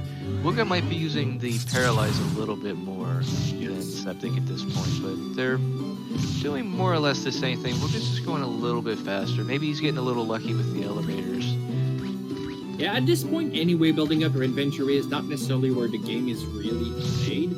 They probably will get exactly the same inventory. They're probably going to explore the whole thing. So floor 1 to 6 is pretty much, just making sure you don't make any big mistake and you explore fully and fine. Because like running and not exploring and not building up your inventory is very rarely worth it. Yeah, obviously there could not have been anything good, but I mean, you do not want to get into floor 6 with nothing in a low level. Later on, when they reach floor 10, probably it's when you're gonna start to see divergent path and where the speed is really gonna come in handy. But as long as they reach floor 10 in around about 14 minutes, I'd say they're going to be fine. A lead is not super important there, but then that's where we're going to see when action is going to start realistically. It looks like Septic actually has an ice shield on. Did Wugga find the same shield, or did he skip over it? That's a good question. I mean, both these shields are really good, so I don't know that Septic would just have found a leather and decided to run ice. But yeah, obviously, if you know me, you know that I love me a good leather shield. But ice is definitely in my top 3, no question. Probably mirror second, but even then, I don't know that I don't like an ice shield better. And we're finding a restore scroll. I did not catch if Wugga grabbed that or not. I imagine if he found it, he probably grabbed it though. Probably, if you find it, I think he would pick it up. It doesn't take too much space in your inventory, and it can definitely, get you out of a very bad pickle. But yeah, I don't know how much to get attached to that paralysis monster. I do love having deal wall. But I think I'm still the only one that really loves it so much. I know it's got some very big weaknesses, like it's slow. It doesn't always let you pick up the monster after, and when it doesn't, you can get bad pincer attacks and stuff like that. So, but when it's good, it's definitely my favorite strategy by a mile. And it looks like Septic is saying goodbye to his picket, no longer needed. Yep, we have. But I think that when you have a starting familiar like this, like if you start with the Garuda or you get one early, you start with the paralyzed magic. That's something that you're committing to early. Yeah. And especially in the case of the paralyzed magic, you're pretty much committing to being a fairly low level the entire time. Yeah. So if your familiar goes down, it can be really, really bad. So I think having the restore scroll is just a nice safety, so that way you aren't stuck on floor 30 at level 12 or something like that. So I think it's definitely worth holding on to, I think, if you find one. Yeah, but you will rarely lose your pet in that specific situation. When I die with a deal wall or deal mirror, oh, that's a bad one. Yeah, and this is exactly the kind of situation that you might want to restore scroll for. Yeah, I was gonna say, bearing a fire spell from afar or a warp trap, well, you should be fine, but I think that snowman is gone. Yep, dead and gone.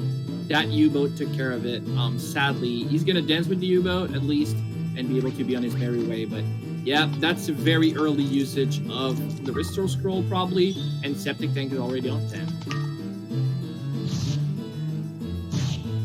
Septic has his own problems, though. He's equipped a cursed golf wand. Yeah. That's going to hurt him in the long run, with the curse affecting his accuracy. Missing the attack obviously does not paralyze your opponent, and if he's in a particularly bad situation, that could end him. Now, granted, he did find a decurse scroll, which will let him take the wand off, but he still has to deal with the curse status. He's going to have to find a cure-all herb to get rid of that. Yeah, so the way the curse status works is sometimes people get that a little bit confused. It doesn't really reduce your luck. Luck is kind of a biorhythm kind of thing. It goes up and down and up and down. And that's only true for Ko, your main character. Your all familiars as a luck stat, and that's the stat they have. It doesn't change. But Ko has some kind of a biorhythm kind of thing. It's a line that goes up and down. And being cursed doesn't actually reduce your biorhythm. The way it works is the lowest point of your biorhythm doesn't change, but the highest gets lower. So it's a biorhythm that goes up and down, but on a lower scale. The lowest stays the lowest, but the highest, you're never going to go as high as you would generally. So it means that at the end of the day, when you're at the bottom part of your biorhythm, being cursed doesn't change anything. But when you're at your highest, it changes a lot. And biorhythm is a kind of a huge thing. It affects hit percent, dodge percent, and crit percent. It's hit that we most obviously want to keep as high as we can. And in the case of a golf wind sword, it's probably around about 96% accuracy down to 91 or something like that at highest and lowest point. And that's probably going to go down to 94 to 91 or something like that. So being cursed really makes a difference.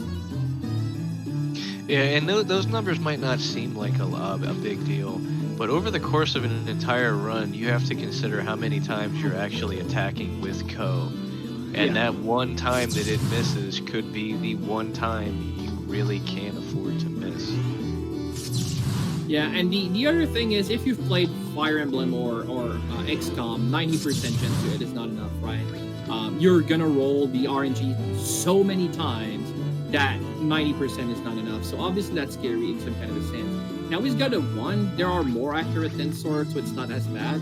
But at the same time, like, you do not want, like, especially with a strategy like the Thunderblade, if you miss and you miss a paralysis, then you actually probably are going to die from this on a killer, for example. So yeah, I think that's one thing. But the other thing that's really important to say is, and I think that's why we got the question in chat, is paralysis. I mean Thunderblade do not benefit from having a Gulf Wand or almost at all. It deals so little damage Yeah, and there we go. Oh, yep, there's the there. one time you can't afford to miss right there. Yeah. Luckily, he does still have the restore scroll, so he can fix this situation if he wants. But it is a bit unfortunate to have to use it so early. Yeah, that was a rough situation to be in, to be honest. And just losing your pet, especially when you have a restore scroll, is not that much of a high cost for it. But you know, that's a resource you don't want to spend so early. Wind monsters are very subject to dying, and I think that restore scroll was a fine and a nice cushion. And finding the paralyzed trap for him. Better the familiar than no. Sure, but I mean, yeah, that's a sign of things to come. Did I make the last seed? No, I made these batch.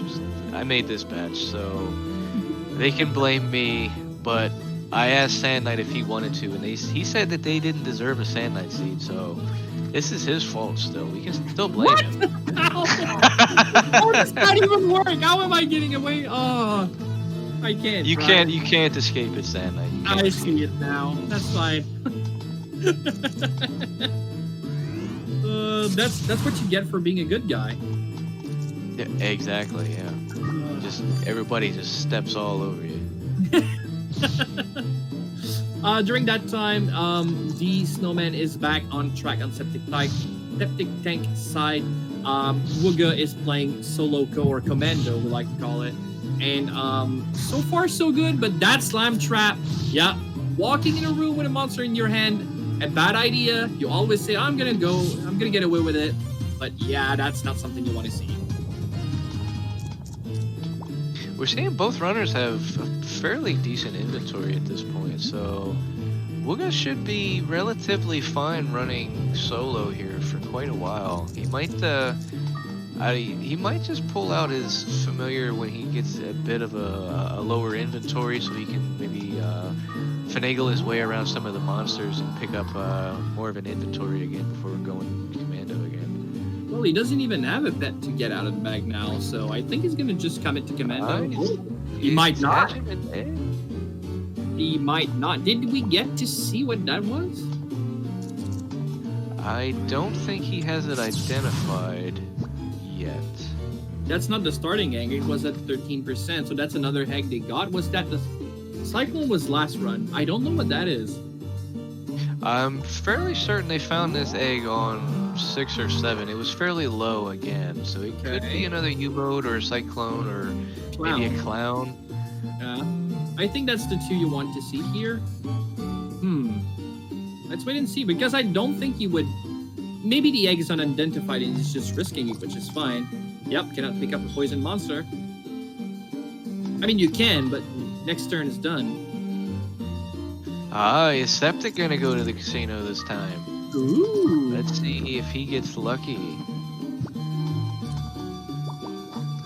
Not so far. Fine enough. He got the leather shield, it just doesn't equip it. Yeah, removes the ice shield. Peter fruit, that's fine. And final item. The one. Definitely not what he's looking for, especially with a curse. Yeah, just throws it away at the casino. Yeah. Barong didn't give you what you want, punish him. And use his body as a body block. Oh, absolutely. You can put that in one wide corridors. I don't think he's gonna spend the time. Barong have quite a bit of HP, and he's only dealing 1 damage with that wand. Oh, casino here as well, and it's in a different spot. We're gonna get different items. Poison ball, promptly thrown away. Gold sword, not what you're looking for. A seed, Shumaro, decent, but not enough. That's fine. Stream 1, not what he's looking for, and a Leolum. Okay, that could be all right. It's gonna take a bit of time to throw that many items at him, though. I don't know if he's gonna go for it. Maybe he will. Yeah, he is. And the Finman starting over with the casino now. 13 turns in a row where oh no, we lost a few there. Those charges of spell balls he doesn't want to use because they're gonna have another roast fruit. You got to be kidding me! Oh my goodness! Does he go for it? He lost when he did it the first time. It's crazy. A set of 3 matches, 2 Roche Fruit for the same player doing Casino. He's gonna go for it. I mean, you do not do it. Exactly. This is what he's been practicing for. He's very familiar with the Garuda runs. Throwing a water seed. And he switches to the diamond shield. I don't know if the diamond shield is really worthwhile at this point. Yeah. He doesn't want to use. Okay, he's just. His mind is racing, I can tell you that. That sleep ball might look sexy now, but it's got only 1 charge. It doesn't mean that's not good, but you know. He's got a few white sands. He could give it some charges if he really, really wanted to. I don't know if it's that great of a ball, though. I'd prefer a blinder or binding in that case. Wind seed, not that great. So what is he going to do And now? there's the Garuda that he's most likely looking for. He wants that Garuda now. Now that Hagi was starting to hatch, he definitely won't be hatching now and keep it as food for the Garuda.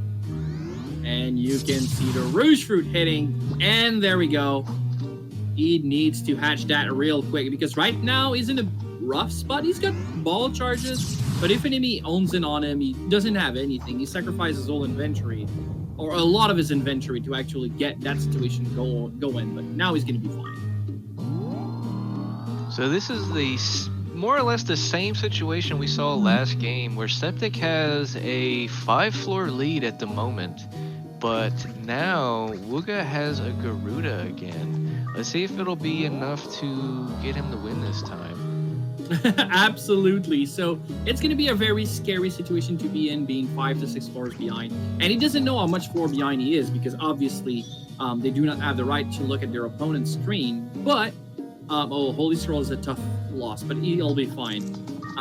But it's going to be so quick if it decides to use it differently than what he did last time. I think people have been really scared of using Fireball. Wow, that hurts. I think that was a misinput.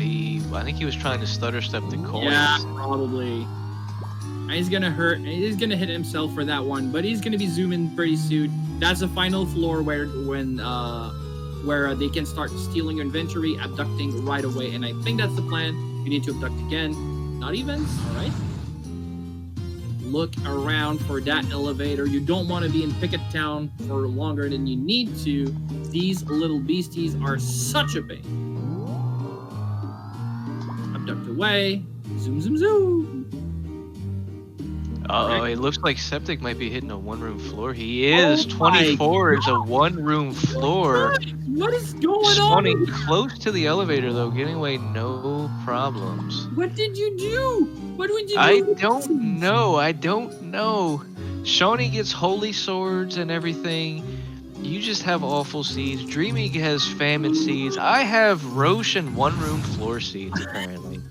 Or so it seems. That's probably the most satisfying Olibel ever in the story of ever. He's going to be able to just leave that floor. But I mean, he's catching up real quick. Oh, that's not good.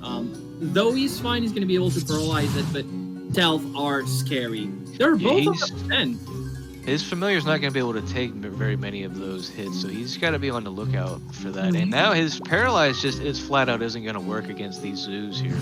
He's going to have to be a little more careful with those and hopefully he has the inventory to deal with them. It looks like he does. Yeah, he has a fireball, but Wugga did lose it to a picket, so when he gets into the same situation, he's going to be able to run away. But, I mean, that's good experience Septictank is getting right now that Wugga's not going to get later. Oh, he's just running into all of the zoos. Luckily, oh no. Okay. That's going to hurt. He still has a pillar ball. It's all right. Yep, and that blaze ball is empty on Wugga's side, so he only gets the pillar now.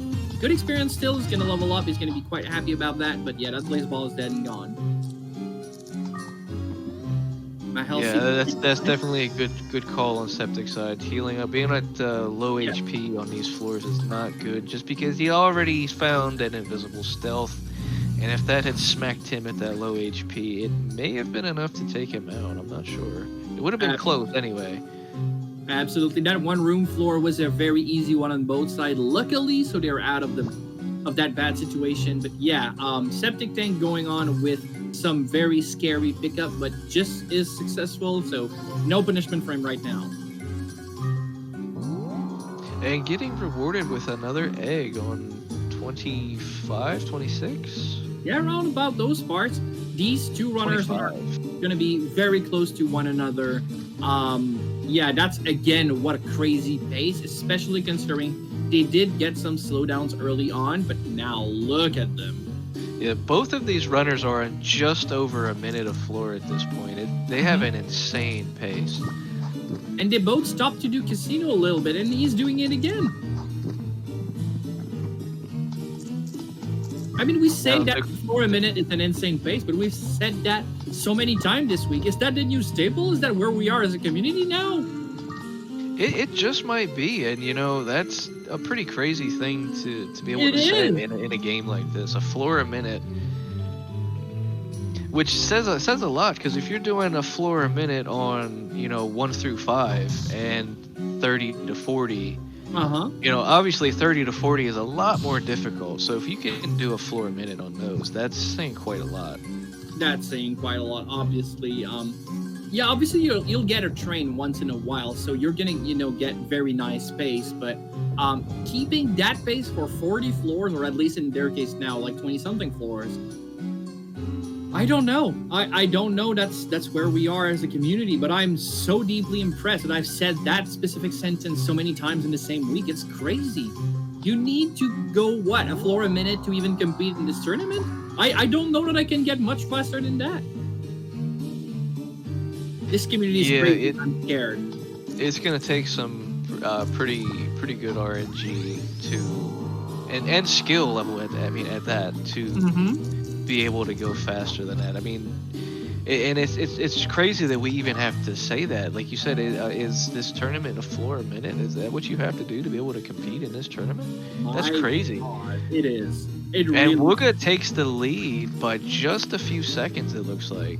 Exactly, yeah. So it's going to be... Okay, that's good. He can move diagonally here. Alright, that Snowman's taking the brunt of damage. Doesn't care about that one.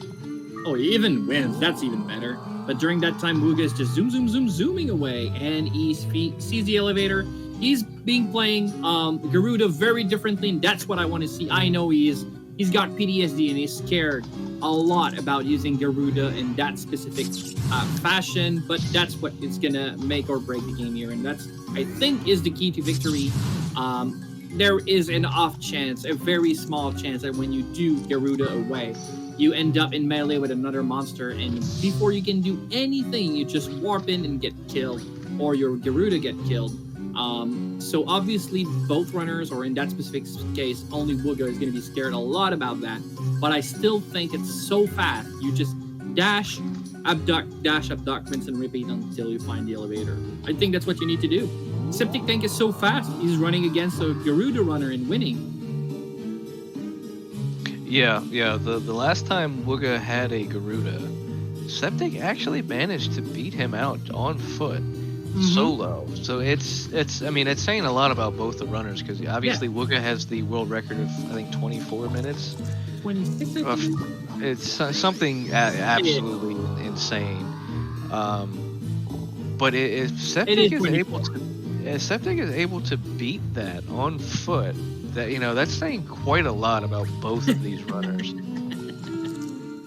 Yeah, I saw in on the Discord, Septic Tank calling it the Garwuga strategy instead of Garuda. I really like that name. It kind of needs to stick. Yeah, it's definitely something that would apply, I think, pretty well. I think it could end up sticking. Yeah, and the reason why Wugga is so stressed about using this Garuda, you know, willy-nilly and all the time, as I would probably do, is the reasoning behind that is, oh my god, Septic, please, thank you. The reason why he's so stressed about it is he's ran so many seeds with Garudas and lost very good bases to it, that I understand the PTSD behind it, and I didn't get to live through that many, so I'm probably just, you know, innocent about how scary it is, I generally get very lucky with Garuda and do not get punished for it. But Oh no! freaking What a monster death! hey, Oh lord! strikes again, and this time they've brought buddies. How many wood can a woodchuck chuck is my question here, guys. I mean, pretty much every space in that room was full with a monster, but luckily for him, Yes. most of them seemed to be sleeping. Yes. So he managed to just squeak his way out of there with only, a hit or two from a Maneva on his way out. For sure. But the But problem now, the problem here is not how many monsters there were. The problem here now is how many monsters roaming the floor. exactly, if he doesn't find the elevator soon, he's going to have real trouble just being able to wander around the floor looking for it. He's going to have to get lucky or... Oh no, what does he do here? Does he have a blinder ball? He's gonna try and paralyze his way out of it. But I mean, he's gonna get pincered at some point because he's gonna paralyze it and run around circles around it, and that's fine. But then it's gonna unparalyze and be on his behind on his back. And if okay, that's fine because it's going to sleep. Lucky septic tank. Well, lucky in his unluckiness, obviously. Gonna try and get the trap. It didn't work out, unfortunately, but I like the play. He tried to get that trap to either get it stuck or change its trajectory a little bit. And Wugga on 36 now, getting very close to clearing the tower. Oof, okay, yeah, absolutely. Wugga took a very nice lead, but Septic Tank is out of that very bad situation. But I mean, the Wugga is just too powerful this time.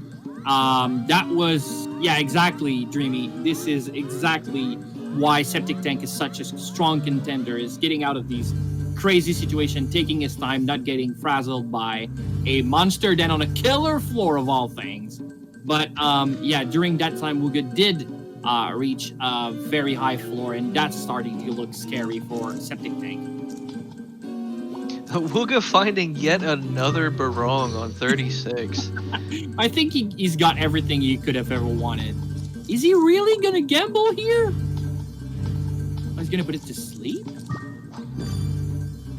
Did he see the elevator somewhere? What's happening? Yeah, I'm not sure. Maybe he just wants to get rid of it quickly. Or use it. There, yeah, I guess he must have saw the elevator there. There you go. Again, with having a monster not dead in your not MPLS in your hand when walking into a room, I don't like to see that, but it's faster if it works. There is the elevator, and also a duo of dragon, making sure that Wugga doesn't get this one for free. He's running around with a malicious in hand. That's a little bit scary. I mean, he can always just powers, but it is a little scary because you could have the dragon try and cast breath in some random direction, and it's essentially a 1 in 8 at that point. Sure. But he actually got off of that pretty scot-free. The dragon just was trying to get into melee and just roaming around, so it was worked out quite well for him. Yeah, floor 38 this time around. That is floor 39 incoming. He's not hitting those spaces between him and the elevator. These are little things. And he sees the elevator. This is shaping up to be a 40 climb, and it is indeed a 40 climb again. Let's go! Wugga takes the set. Can you believe it? What a set! I mean, we've seen 2 Garudas, but only on one side. How mad was those seeds? Those were 3 incredibly interesting seeds, and it's exactly what we were asking for right from the beginning. We wanted to see each runner win 1 seed so we could get the unfriendly third. We wanted to see them fighting their way for their tournament life, and that's exactly what we got. And we ended up getting 2 fairly similar seeds on Wugga's side with the Garudas, and Septic managing to keep pace and even win one of them with varying inventories and familiars and strategies. And it just goes to show how how varied this game can be. There is no one right way to play this game. Yeah, and he can be super proud of himself, Septictank I'm talking about, because he's beaten the Wugga by foot, which is not a feat many person can actually say for themselves, but that was a really nice thing to do. He was already on 32 when he actually lost to the Wugga the second time, but I mean, Wugga took a little bit more risk and was definitely not punished for it, but that was a crazy set. I think both these runners can be very proud of themselves, and we have them with us. Welcome, Septic and Wugga. GG's to both of you. Those were 3 incredible games. GG Septic. Man, my heart is racing right now. Yeah, for sure. I really want to talk about that first seed. So, I can feel, and correct me if I'm wrong, but Wugga, I think you got the rose fruit from that Barong on 16, decided to turn it into a Garuda. But your usage of Garuda, and I know you have PTSD with Garuda, I know my man, but you decided to use it very sparsely. And Yep. What was your state of mind at that point? Well, I figured, okay, I have the Garuda. I don't want to make the terrible mistake of abducting right next to an enemy. So let's run as much as we can. Mm-hmm. And only use it in a situation where I need to. Truth be told, I was banking on being ahead because of that. Mm-hmm. But then the Chi came up in the chat. I'm like, whoa, okay, what happened there? Oh yeah, you'll want to rewatch that match. Septic was on fire. The time it took you to just, shenanigans with the casino, turn that monster into an egg, and then hatch it. He was already so many floors ahead, and he was running like a madman. I've never seen ever somebody beat Wugga, the Wugga, by foot, and Septictank did it. That is so impressive, man. I really have to see that match, especially the first round. Yeah, so Septic, how did you feel going into match 1? Like, playing against Wugga, rank 1 on the leaderboard, that's got to feel, have a certain feeling towards it. Did you think you were behind most of the time? How did the GG come in? How did that boost the morale? When I hit floor 39, I started feeling a little more comfortable because I did think that Wugga was going to be ahead of me the entire time. Like the amount of resources I had, I was still holding on to block all the way up till I think floor 32. Mm-hmm. And just having that blocked AoE, the spell is pretty slow. He's following me. He's taking heads from pickets, and that picket floor, oh my goodness. They would not stop bothering me in that one room. And I was like, that was the moment where I'm like, I'm screwed. I'm too slow. Mm-hmm. So yeah, I was extremely surprised to see that the match wasn't called before I was at 35. It is so great. That was crazy. It was like looking a man running faster than a car. It was so nice. That second match, though, was very different. Sadly, Krakens and Paralysis teaming up together to say to Septictank, yeah, that was nice, but slow down, man. We're not okay with what you just did there. And match 2 was decided very quickly, sadly. Now, that third match, what a story of two towers. It was so different. Again, you both get Casino, but in different spots. And Septictank gets decent stuff. That's nice. But Wugga gets, again, a second Roche. Roche, again, a Garuda, and starts running. Yeah.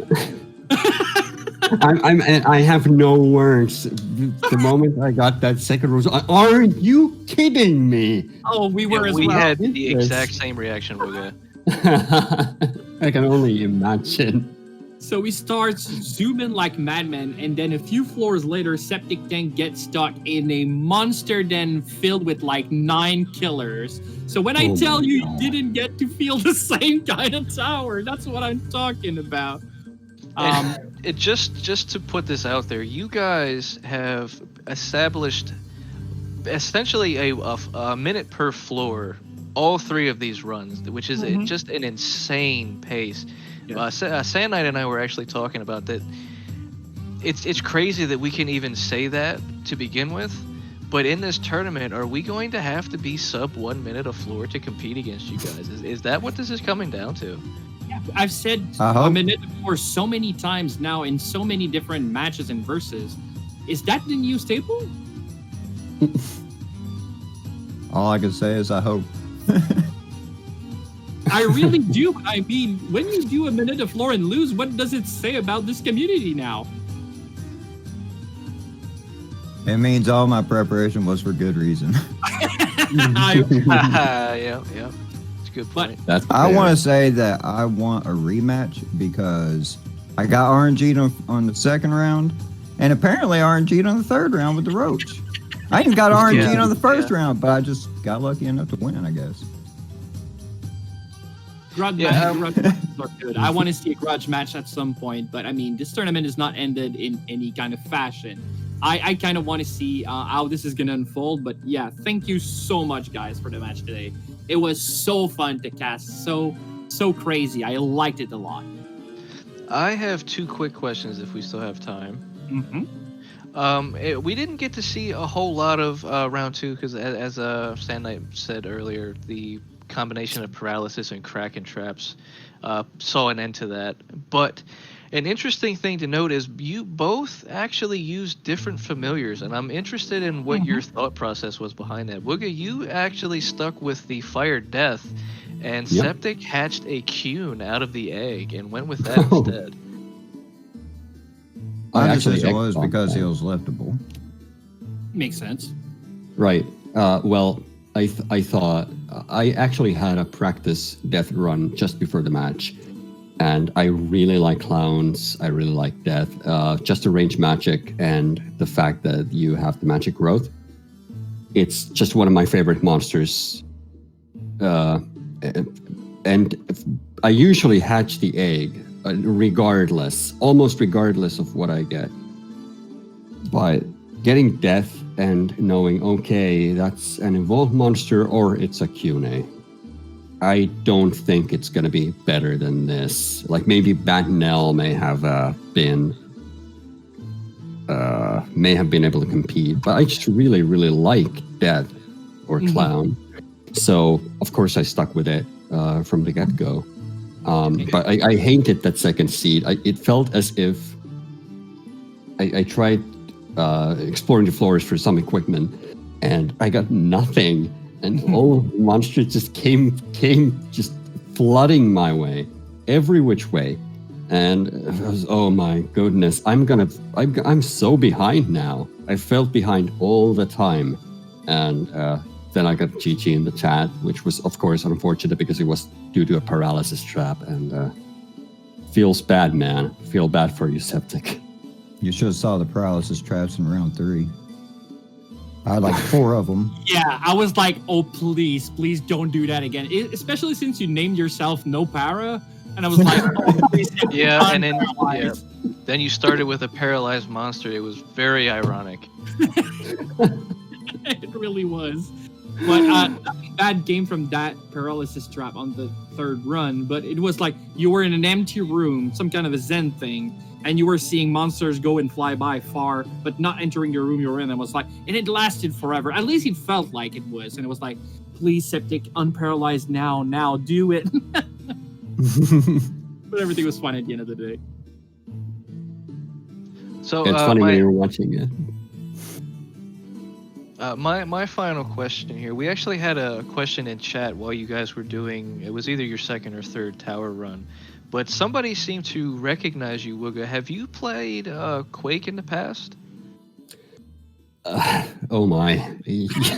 Yes, I have played Quake in the past.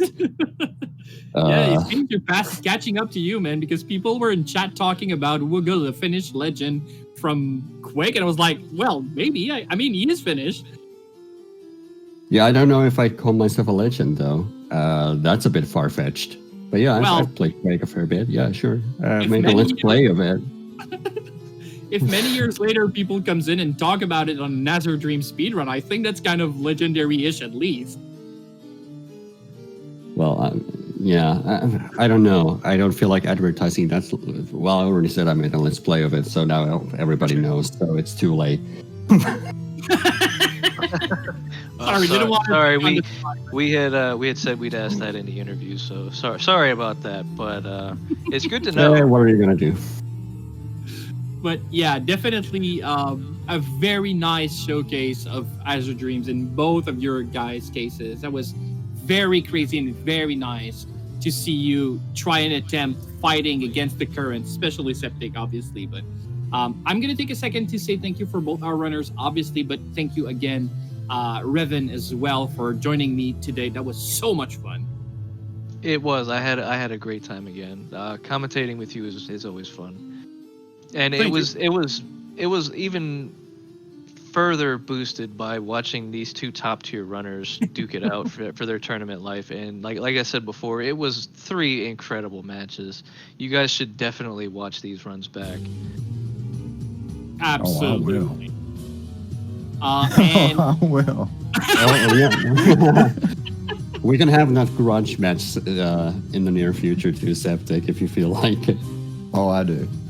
Yeah. I want my revenge. Thank you very much for the Speed Gaming crew. Thank you very much for making these events happen. It's always nice to know that you guys have our back and make these events look cool and be fun and easy to do. A giant thank you to you guys in chat. It's always more fun to have, an audience and you guys are interacting and coming out with crazy ideas and strategies. And some of you are very knowledgeable now, and I really like to see what chat thinks about what's happening. But most importantly, we do also have another match going on right now on Speed Gaming 3. So if you guys, it started a second ago, but it's 1 match on each side. And if you want to see that final madness going on Orza versus X3, Lady Demon Programmer is going to take you onto that journey. So that's where I'm going for sure. If you guys want to join, Speed Gaming 3 is where you're looking to go. So thank you very much, everyone. Sorry about that. And see you on the other side. See you later, everybody. Bye. Bye. Thank you. Ago, but it's 1 match on each side. And if you want to see that final madness going on Orza versus X3, Lady Demon Programmer is going to take you onto that journey. So that's where I'm going for sure. If you guys want to join, Speed Gaming 3 is where you're looking to go. So thank you very much, everyone. Sorry about that. And see you on the other side. See you later, everybody. Bye-bye. Thank you.